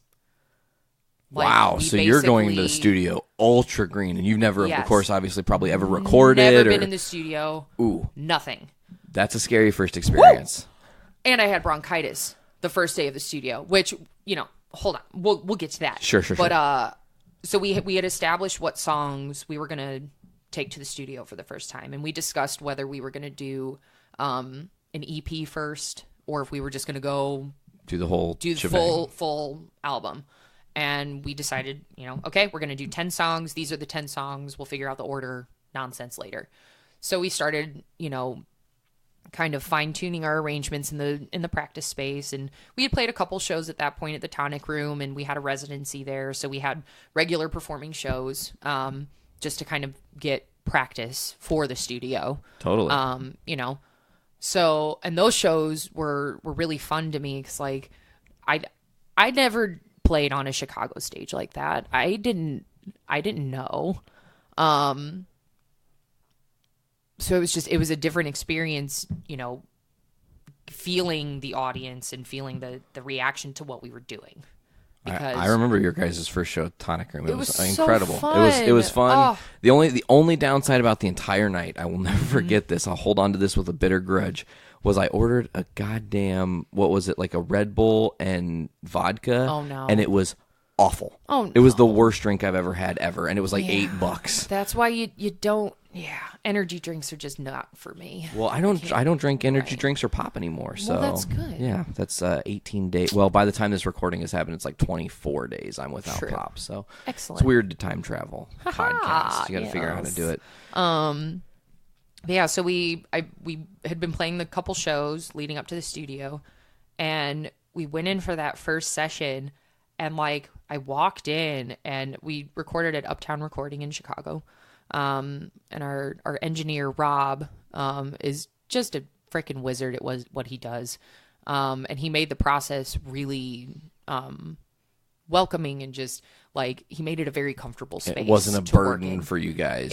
It was just, I don't know. So the first day we just like laid down bass and drums for the bulk of the tracks. And we actually were really productive on our first day that we got a lot accomplished.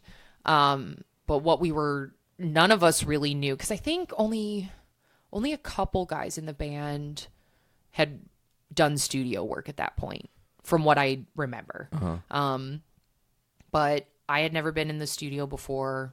I don't think Neil had. I think they had done like an EP. They did like an EP recording of some of the songs in the earlier Winx days. Yeah. But this was the first like full album that we were doing, right? And like on that first day, I just kind of sat and played behind the piano just to follow along with what they were doing. So they had scratch tracks, right? Absolutely. Things like that. But I didn't know what to expect when we went into the studio, honestly. I didn't know what it felt like to be in a vocal booth and to have vocal technique in a mic. I had never experienced that. Oh, and hearing it like I'm doing now in the headphones and backing Yeah, up and getting and closer. playing with a click track. Like that was the thing I had to practice, and it actually made me better at rhythm because it forced rhythm into you. And it helped me internalize those things, and it made me fine tune my arrangements because at that point I just kind of noodled around with Neil's songs on the piano, and like I just kind of came up with my own parts and stuff.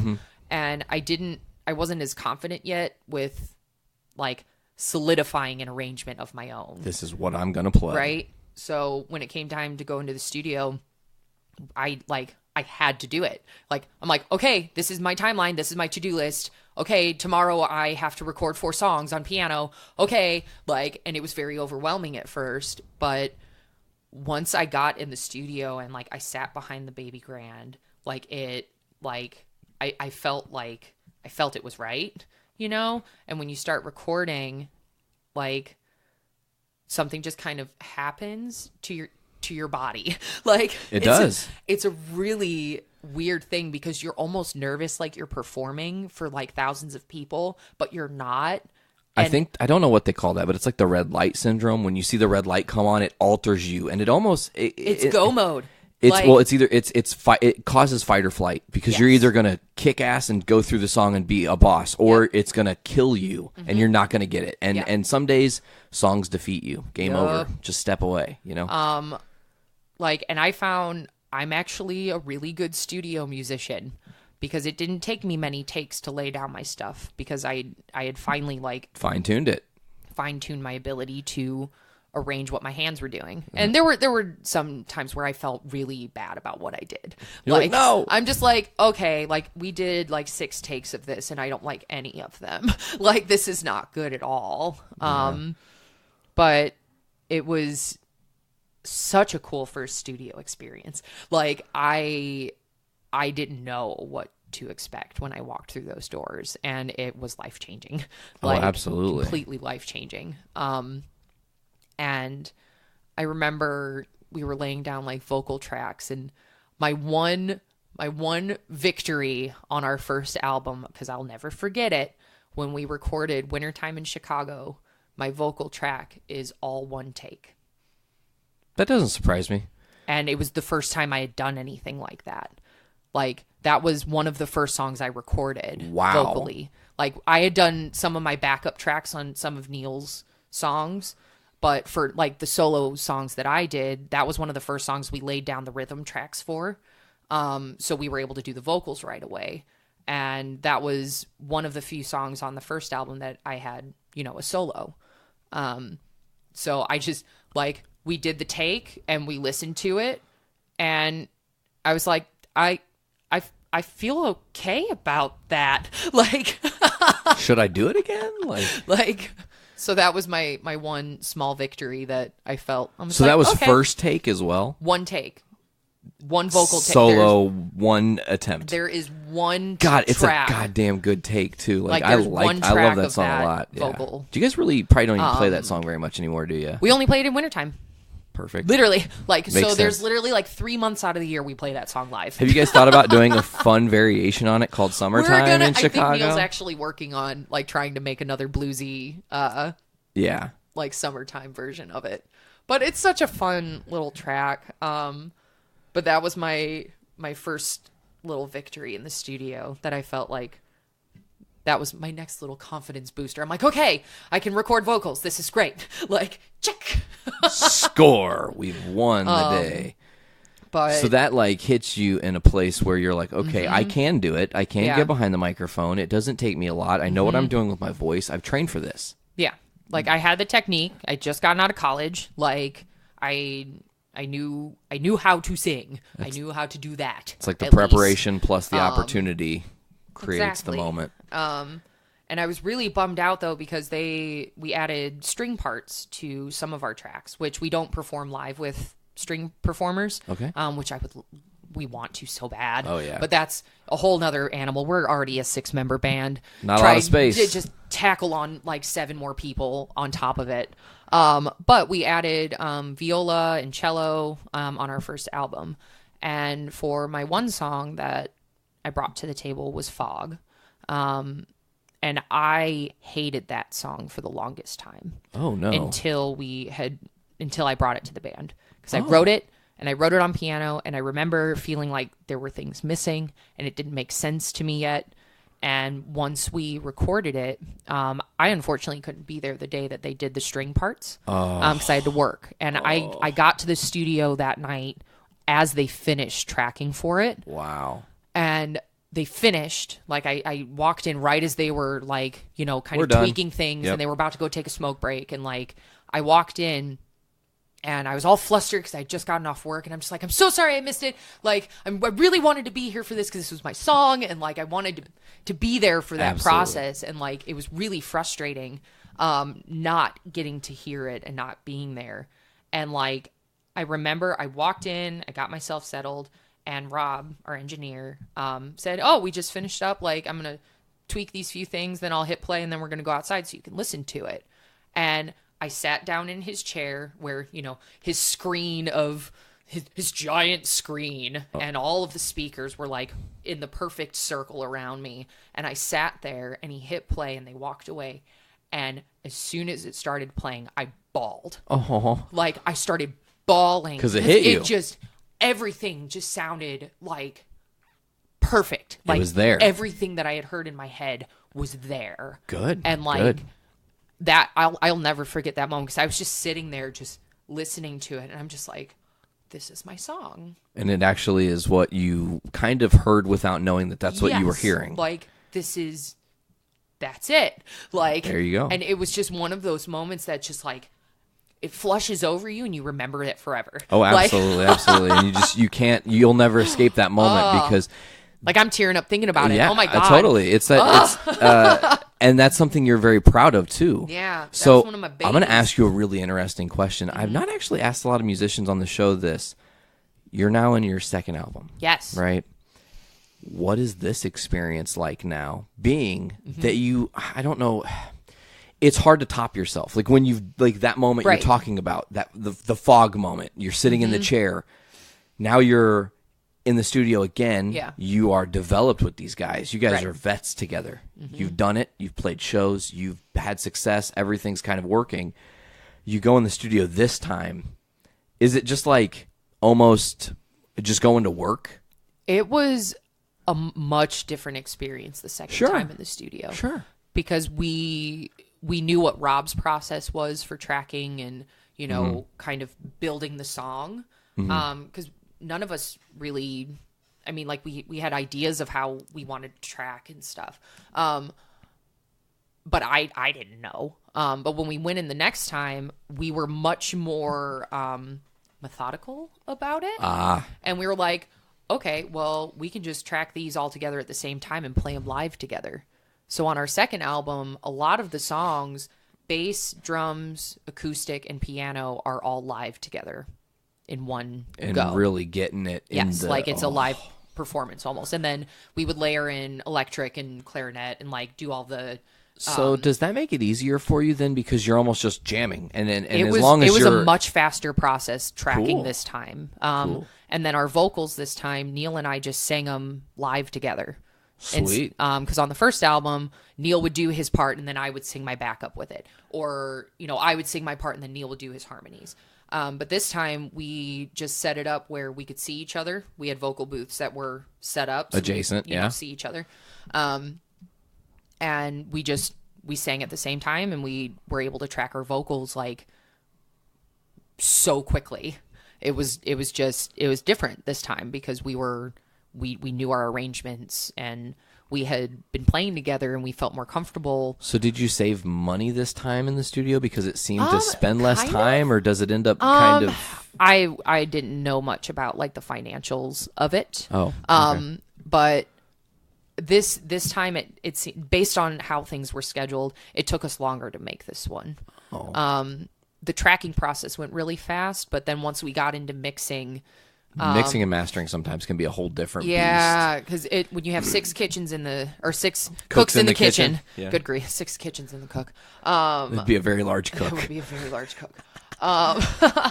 But when you have all of those brains adding their ideas, it can start when you're fine tweaking things and like you want everything to be perfect. And then somebody's like, "Oh, I'm not hearing myself enough. I'm not happy with it." And Right. it's like, "Look, I get that, but doesn't serve the song." We had to cut parts out to make room for other things, and we were much more adamant about the mixing process this time. I think we were better at it this time because And you knew what you want. right.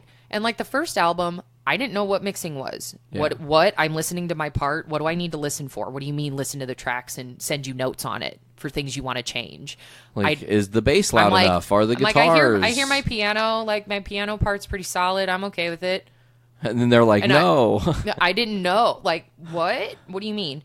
I felt very dumb the first time. I was just like, what? What are these But questions? you're learning, and that's Right. the trick of musicianship is just Yeah. like to learn over time and through experience. But yeah, the second time in the studio, we were better at expressing our ideas and making it happen, But yeah, was it when we recorded Wurlitzer Millie?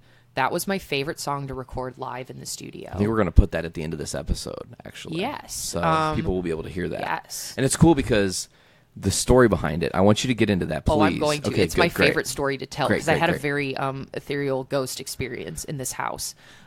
So we're at Grandma and Grandpa's house. Yeah. You guys are living here.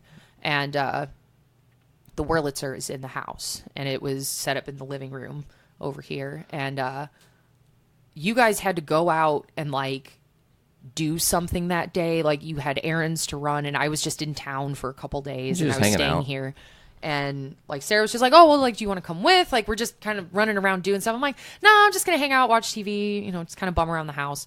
And you guys left, and I was just sitting here, and I was messing around on my phone or something, and I looked over, and the piano was screaming at me to say, "Oh, you haven't played me in a while. Come play the Wurlitzer. Just touch And, these ivories. Just like come play for a while," right? So I go over, and I didn't have any paper to like write on. I was just like noodling around on stuff, and I just started playing this song. And I was just like, Spews out of "Oh." you. I'm like, huh. So I started writing down what I was doing, and like I just started piecing it together. And when you have like one of those out of body experiences and like you see what you're doing, I felt like there was some type of energy in the house that was prompting me to write this song. It was just like, this is what you need was- to be doing. It was really weird. Like something took over my body and this song came out. And I still have the sheet of paper that I jotted down the chord progression on and like my Absolutely. ideas and stuff. And it was on the back of like a piece of sheet music from like an Amy Winehouse song. Like it was Awesome. because I think Sarah like made me a copy of something, and I just grabbed whatever sheet of paper I could find to like jot this down. And I wrote it all out. I wrote all the sections out, and I sat down and I recorded it on my phone. And when I listened back to it, I was like, huh? Like I didn't remember writing it. Whoa. Like I don't remember how I wrote it. Your I don't idea is remember. just... It was just, bleh, there it is. Like, and I remember sitting there and I listened to it again and I just started weeping. Like, and I was sitting there and I was crying because I felt like Grandma was in the house. Yeah. And it was weird. It was like the weirdest experience. Like, because I'd never written anything like that. No. Like that style of music. I had never played that style of music. It's very old timey, very not ragtime, but like. Definitely has that 1920s Yes. quality to it. And like, my grandma was like one of my earliest, memories of music. Absolutely. And when I sat down at the piano, that's what happened. And that song came out. And that's why the song is called Wurlitzer Millie. Because it's after, my grandma. And it was such a weird experience. Like when you feel someone in the room with you and you don't know what that means. Yes. That was my first. I'm just like, it makes me want to puke. Like, it gets overwhelming because you get in that space where like especially if there's tragedy wrapped around a certain thing. And I'm not saying that with your grandma that's the case, right. But like my uncle, tragic death. He died in a car accident, and going to his house, even to this day, there is a feeling that I will never be able to quantify to you, but you have had that same feeling that you experience in other situations such as this. So that opens it up for you. And so is this what you would consider the first song you wrote for album 2? Yes, it's the only song I brought to the second album. Oh, interesting. Because I had written some other songs at that point that I wasn't sure if I wanted to bring to the band or not, or if I wanted to do solo stuff, solo nonsense. But this song needed more instruments. It needed the pep. It needed the liveliness of it. Yeah. And when I brought it to the guys and I played it for them, like, we just started arranging it and we just started working on it. And when we brought it into the studio, I remember the take that we did, because it was drums, bass, piano, and acoustic guitar. And we all were in our separate corners of the studio. And I remember playing it that day the same way that I played it the first time I played it on the Wurlitzer. Ooh, spooky. Like, and we had done a couple takes at that point, and like the last take we did, like, it just clicked. Is there any part of you that wishes it would have been recorded on the Wurlitzer? Oh my God. Because I think that would have been like the ultimate. I would love to do that someday. I mean, I'll probably at some point do that. Go like, back. I'm just going to hijack the piano for a day and just make a video. Totally. No, do it, Hell, please. I'll do it today. There you go. Sure. Why not? I'm in town. But that was like my first out-of-body writing experience that I don't really remember. It just happened. That's great, and I say that's great. It's scary too, though. It is. It is in a little bit. It's scary, but it's almost like in some way you have to feel a lot of comfort to that. That like it just kind of like all came together like that. You had this moment. There was, and it was the perfect moment. Yep. We weren't here. You had this opportunity. It calls to you, and the next thing you know, you have this song. And you guys came back like 20 minutes later. Ridiculous. I remember you and Sarah had a long conversation. I don't know. I remember what I did. I didn't play it for her. No, but you talked to her about it, right? I showed her. I'm just like, yeah, I just wrote a song. Like, what? Like, you guys left and like I just wrote a song. Like, I'm not sure what's happening. I don't know, because like the house was quiet. Like, it was just like me, and I had never summer, winter, since fall. When was it? I think it was in November. It was like October or November. Okay, I have it written down somewhere. Good. I am quite the list maker when it comes to dates. You want to like, make sure to things. have, yeah, absolutely. Because I'll remember exactly the point in my life where I was at. But I had never been in this house by myself since Grandma and Grandpa died. Oh. Right? Oh. So you guys had just moved in, really.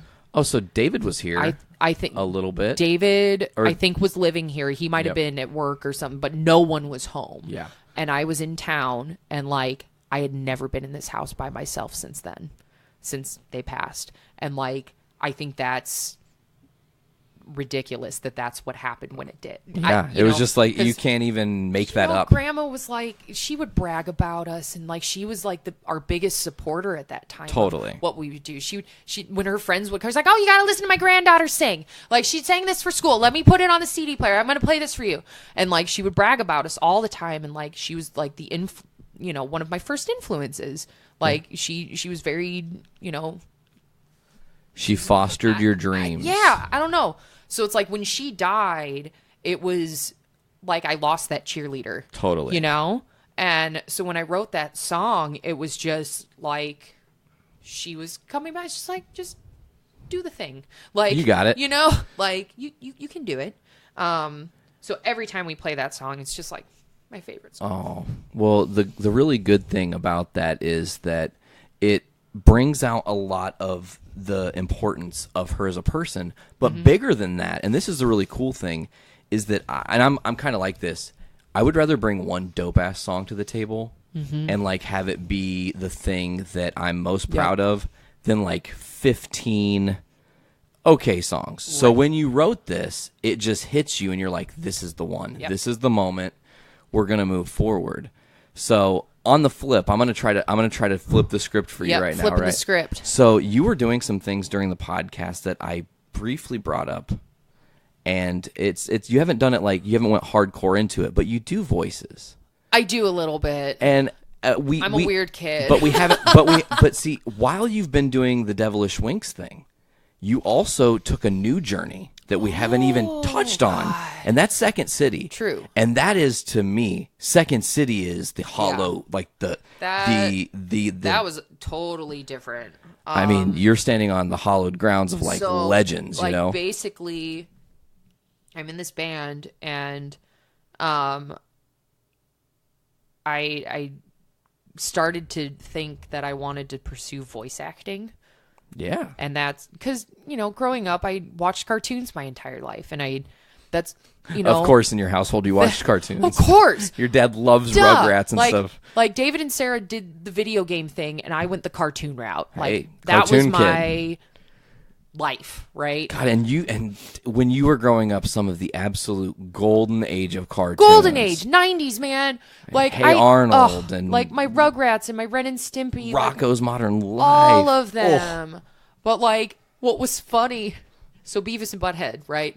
Totally. Mom didn't want me watching Beavis and Butthead. I was a kid. I didn't know what was happening. I didn't know what all the innuendos were about.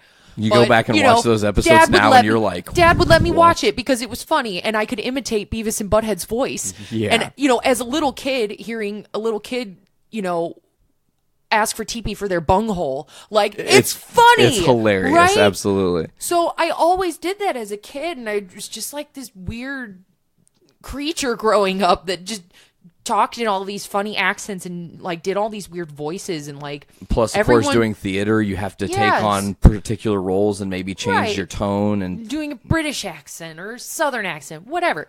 I was trained to do weird things with my voice, but everyone growing up was just like, oh, Sandy, you should be a cartoon character. You should grow up and be a cartoon character. And I said, well, yeah, that'd be freaking sweet. So I look into Second City, and I saw that they had a voice acting class. But in order to take that class, you had to take prerequisite type of classes. Okay. So I had to take the entry-level improv classes, which I did. I completed them, and then I took the voice acting class, and I didn't really like it. It was weird. Really? It was different because to get to the point of being a cartoon character, you have to basically do all of the little voice acting things, right? Oh yeah. And it seemed like way too daunting of a path to take. It was like starting over. Point. It was like basically my instructor at that class said, if you're not doing like 20 auditions a week, you're not going to get a job in this field. Whoa. And that was like day one of that class. And I was just like, okay, cool. So I'm just going to make it through these 6 weeks, and I'm just going to pass. Can I just get my money back now on day one? Like, can I just... Oh. But it was really cool, though, because I learned microphone techniques in this class. We got to go to a studio downtown, and we were handed little scripts, and we got to record little commercial bits. I have my demo CD reel track or whatever. of it. Yeah. And the one that I remember the most was when I got to do, in the class itself, we did video game voice acting. That's hilarious. Right? And we were given like these little phrases that you would hear in video game type of characters, and it's like, you must cross the field and fetch me some water, like, and you had to like make choices as the actor to choose what voice. Like, okay, this is set in like a Viking era, what would you sound like as a Viking, like, type of nonsense. And like, it really made me open up like in terms of how I read stuff. Because the way they present the material to you, it's like, here's this script and you make all of the choices. It's not like, here's this script, these are your choices. Who do you sound like here? Right. It's like, you go to audition for something, you make a choice, and if it's not the right choice, okay, sorry, you don't get the job. So it just seemed really daunting to even like try to do that. But when I was taking the improv classes and stuff, that training I had, like with making my silly voices and like learning these cool techniques, ways to, I don't know, manipulating your voice, it helped me create cool characters in my scenes, because I could change my voice at the drop of a hat. Like, I can do my Midwestern accent, I can do my Canadian accent. It's like, we could have done the whole podcast as my Minnesotan woman. Oh my god, that's one of my favorites. You do that all the time. It's my favorite, because we can just talk real quiet together. It's creeping me out. It's awesome. Fun. It is fun. But that's, I don't know. And I never really pursued it. But I started doing musical improv at Second City, which was totally different. Some cool stuff came from that. Really cool stuff. I started music directing. Yeah. So I kind of did like the Laura Hall on Whose Line type of thing. I was like a little piano player in the corner. And I actually composed my first musical through the work I was getting. Yeah. I entered a festival, and this girl approached me about writing the music for her show. And totally different ballpark writing a musical, guys, in case you didn't know. It was so challenging because I had to arrange all of the vocal parts, and I had to learn how to teach those vocal parts. And I had to revisit all of the things I learned in high school in choir, basically. No. Like, and it was so weird. It was just back to muscle memory. I'm like, what? But what I took from doing all those music directing things, like, I learned quick editing and quick arranging. Ooh. Because pretty much if you sign on to music direct for a show, they're either giving you lyrics to a funny song that they've written, and you're supposed to compose the music for it. Or, you have to help in that process. Or they're humming out a melody to you. Right. Or they say, oh, I think this song kind of sounds like this. Right. And then you do the magic and you write the song. The first musical that you did was the food one that we went to? The first food one? Because you did 2 food things, right? For 773 stage? What was it? Oh, that was Dark Side of the Spoon or something. I had done a couple of shows at that point, but it was Cholesterol, and then Love in the Time of Cholesterol. Yes, those were 2 of my favorite shows, honestly. Agreed. It was really fun. Come on, food based and such songs. Yes. Let's see, where was my train of thought taking me? Sorry, I didn't mean to derail you thinking about that. We were just overall kind of discussing. I remember. So when you sign on to do these shows, like, you're just given lyrics and you write a song, what you hear, I guess. Either they give you the melody idea, or you just have to figure it out. Right? What sounds good. You can choose any style you want. Whatever. And they may say, oh, can you write this in like a ragtimey feel, or can you write this as like a pop ballad, or like an R&B love song, like, they give you ideas of what That's they think. That's kind of cool, though, genre because then be. You get to kind of like take over and go, well, what if I wrote an R&B song? What would that be like? But what about these ridiculous lyrics that an R&B song wouldn't have? It trained me to start hearing things in different styles, which I was very, cookie cutter. I did only a few styles. Yep. I knew how to play church music, and I knew how to write the songs that I wrote, which were just piano jibber jabber. Like, I had never written in a style, like, given an idea and say, okay, you have to write blues. Oh my God. You have to write doom metal. I would laugh so hard if you wrote a doom metal song. So, you're given these songs, and you're asked to arrange them, and like, they may not like it. And tracking back to my ability to not really take criticism well, you have to quick edit these songs like on the fly, basically. oh. You have a day Oh, because you're shit. on a timeline. Like you have, 4 weeks of rehearsal, or you have 8 weeks of rehearsal to teach these comedians how to sing these songs and like get them, prepared enough so they can do their choreography. It's like, if I'm not the first thing done, like that holds up the process, So you have the pressure of like finalizing these songs and finalizing the harmonies and getting them taught. And if you don't deliver, like if you don't write something they like they could just find a new music director. They're Hey, like, sorry, sorry. like your music, I don't know, like it's not working. It wasn't like I meshing. had never gotten, fired from a show or course anything. not. But like there was one show I remember I rewrote a song 4 or 5 times. And I'm sure there are music directors that have rewritten and revised and all of those things hundreds of times. Yes. Absolutely. Like sometimes it works first thing you write and it's good. Other times it takes like way longer to find your idea and like set it in stone. So it like basically taught me how to quick arrange things. And playing for musical improv is basically you just write the song as you go. And you have to you have to develop the structure as you're playing. Oh boy. And you're relying on the musical improvisers on stage and what they're setting up. It's a very tag team effort. Kind of a give and take. You give them the style, and then they deliver the words. Oh shit. So, it's back and forth. And, they may make a different choice that makes me do a different choice, So it's like you're arranging music on the spot when you're music directing. That's almost got to be... It was fun. And kind of dangerous, right? Because you get a kind of like addicted to that style of just like, whatever, Right. I can fucking make it up on the fly. It doesn't matter. Right. It's like as long as you have the theory in your head and you know how to key change, or like, okay, I'm playing in the key of G. These are the chords I can play. And you just kind of you develop your chord patterns in your head. But I just at a certain point I started overbooking myself as a music director and I got really burnt out. You had too much on the plate. Because at that time, I think I had lost my job and I was unemployed for like 9 months. Oh. So I was unemployed. I was taking on these gigs that weren't, high paying. Money's money.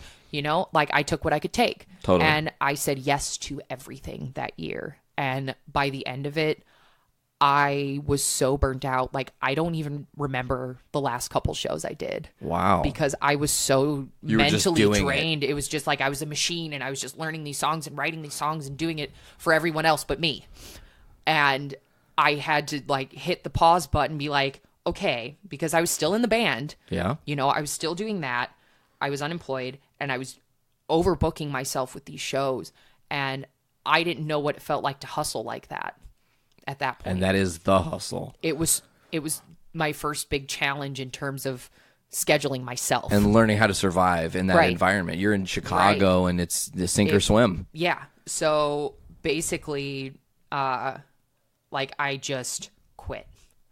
I quit comedy. I quit music directing. I quit taking classes. Because at that point, I'd done the full improv program at Second City. I took like comedic songwriting and I had gone through almost half of the music conservatory there. Damn. And my brain just Snapped.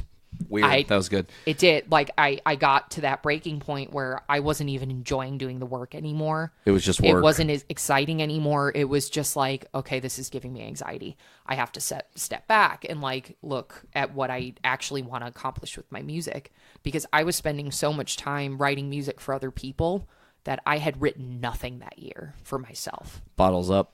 And I would get frustrated because I would go, into my practice room at home and I'd sit down and I would, toy around with covers but I never started writing my own shit again. Like I basically had those songs I brought to the Devilish Winks. I stopped writing, started doing Second City and doing that whole gambit. And like, I got to the tipping point and I said, oh, okay. Yet again, a another choice. Decision. Yeah. The road forks yet again. And I think at this point, you've kind of learned, too, that just because right now you decided that the comedy and the Second City thing isn't your choice, doesn't mean you can't go back to it, because now it's in your skill set. I have, my another bag of tricks. Like, and people still contact me to music direct shows. Like, and I recently finally got back into it with my friend Kelly. She wrote and performed an entire solo show, and cool. I composed the music for that. And it felt really good to get back into it. Like, not that I'm, diving back in. It wasn't like you were taking on a but million things anymore. I had to have the right show to come back to, and getting to work with Kelly and the director, Jonold, again, it was the perfect fit at the time, and it filled a little void that I was missing for a minute. But I basically just, like, when I stopped music directing, I just cut it all out. All of it. I didn't go to shows. I stopped, like, seeing people. I didn't go to class anymore. And it was just like an entire world of mine was shut off. And I did it to myself, Like, but it was because you burn out. And even seeing those people could open up, hey, do you want to do this show? Right. And, when I bump into people, I'm just like, it's wonderful to see them again. Absolutely. And I see what they're doing, and they're still doing shows, and they're being Killing successful. And it's great to see what they're doing now. And a part of me still misses it and being a part of that community. But now you can be a little more choosy, and if there's something that comes along that you really believe in, you can do it, and guess what that's going to be? That's going to be a passion project for you that gives you an opportunity to shine versus putting out, and this goes back to the one song versus 5 songs on the album. Better to bring your best effort than to make half-assed efforts across the board. It just whole-ass one thing, don't half-ass 80 things, right? That's perfect. Yes, absolutely. So it's like when I stopped music directing, I literally took like an entire month off. Holy shit. And I had just started a new serving job, and I was like, okay, just get back into work, focus on the band, and just chill for a minute. Is this your current gig? Yeah, I'm still same Sure. restaurant. Cool. Little breakfast joint. It's wonderful. Yes, it is. That waffle that I had, oh my It was God. great. I still have the picture in my It's phone. off the menu now, but I know it's gone. Sad day. Regardless. So I stopped music directing, and literally in 6 months, I wrote 4 new songs. Damn. And in the grand scheme of things, doesn't seem like a lot if you're a songwriter, but when you haven't written anything of your own in the longest time, even getting one song out can be a task. And I just had one of those giant brain dumps where everything that had been bottled up in my life up until that point, just there it is. Like, and now you feel a little refreshed, obviously, because you've gotten that out of you. Yes, and it was different. It wasn't anything I'd written before, and it was different energy, refreshing. And those songs, I now am on a bank of like 12 or 13 new songs that I'm just kind of, I'm building my list of solo songs that I'm eventually going to release as, my own solo adventure. Hell yeah. And I'm working on those right now. I still have a beautiful idea that you should do at some point, and that's the full Carole King album. I have learned half of the Tapestry album right now. Neil and I are kind of tackling that because he's the James Taylor to my Carole King. 100%. 100%. He's also... Even when I look at pictures of Carole King and James Taylor from, like, back in the day, it's us. It's literally us. Like... Neil kind of looks like Jason Lee / Dave Grohl, and I will never not tell him that all the time. Oh, that's hilarious. Because it's just like, the first time I saw him was the Tonic Room show. Oh, yeah. Know? And it would just... as soon as you guys were done playing, I followed him towards the back, and I tapped him, and I was like, hey, man... I'm sure you get this every day of your entire fucking life. But do you know you look kind of like Jason Lee and also like Dave Grohl? Oh my God. And he just kind of giggled and went, yeah. And then that was the first exchange we had. So he is definitely a just very important part of what you can do. Yes. And the crazy thing is really, and this is something you guys probably haven't necessarily explored yet, but what you're doing now musically is only the very small tip of the iceberg. Once you branch even further out and start really piecing together further ideas, once this has been a 10-year venture or whatever, you guys are going to be able to create things that you'd look back on your first album and go, that was funny. Yeah. I remember when we did that we were kids then, that was great. And then you look at this other thing and you're like, I can't believe we made this. It was fate that he kind of came into my life right when I got out of school, and the Devilish Wings have shaped me for what and you I'm shaped them becoming. too. I mean, as much as you were the rookie and the green kid coming in, by the time the first album's done, you did so much for that band, not just musically, because also artistically speaking, you did the art for both albums, right? Yes. I hand painted everything. That's ridiculous. On the first album, like the inside panels, we hand typed like on the computer and Photoshop that. But on the second album, everything is hand painted and hand drawn. Wow.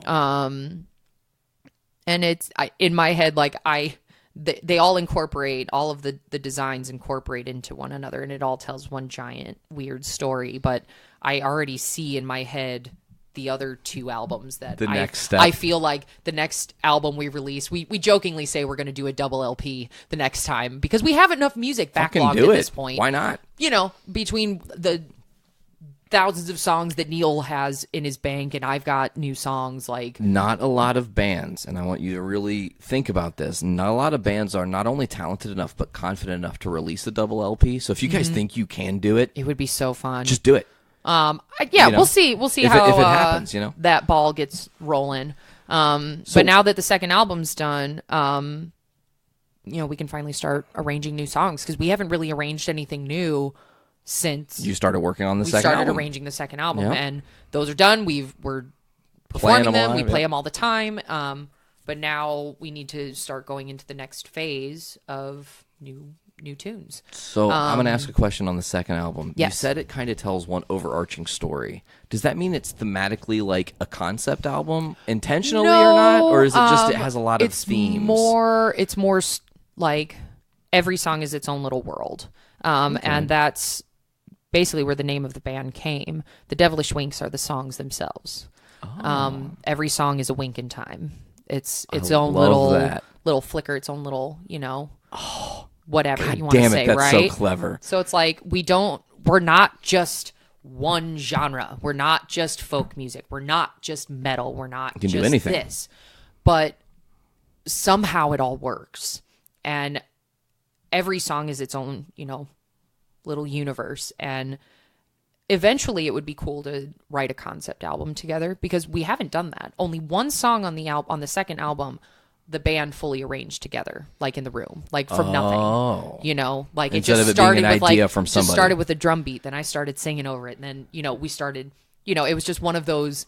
It's little songs that just happened. Totally. We're like, oh, we just wrote a song together, guys. Like More of hey. this. More of this. We arranged things together, but predominantly it was like Neil would bring songs or I would bring songs. Our bassist Rudy brought some songs to the second album, and and it'll continue to be that type of process. But I'll be really interested to see what we do on this next album because we haven't done a concept album. The doors like that, are open at this point.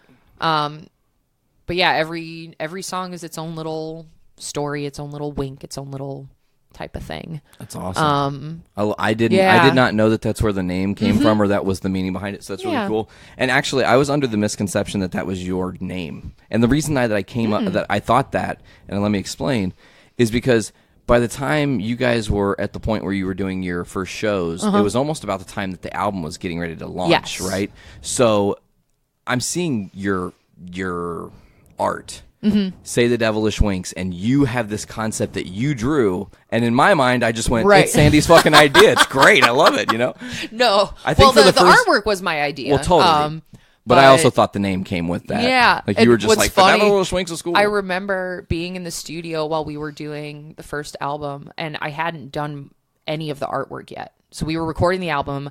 I kind of had one painting done for it, the green eyeball, right? That was your first flyer.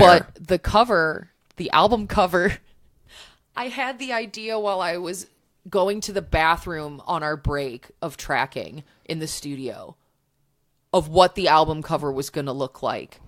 Everybody in I form. Like, because when you do your best thinking on the toilet or in the shower and you have these weird It just ideas. hits you, and you're like, "Oh fuck! Why And did I think of that before?" I came out of the bathroom and I went and I sat down on the couch and I started doodling and I drew out the idea and I said, "Neil, I'm going to turn us into eyeballs." That was it. And then I created all the band members on the album as a different little eyeball. And then the And rest. that was it. So, thanks to the bathroom at Uptown for the album cover idea. That was just that was more like a moment in time. It was The just- idea was I was thinking, I don't know. it was there.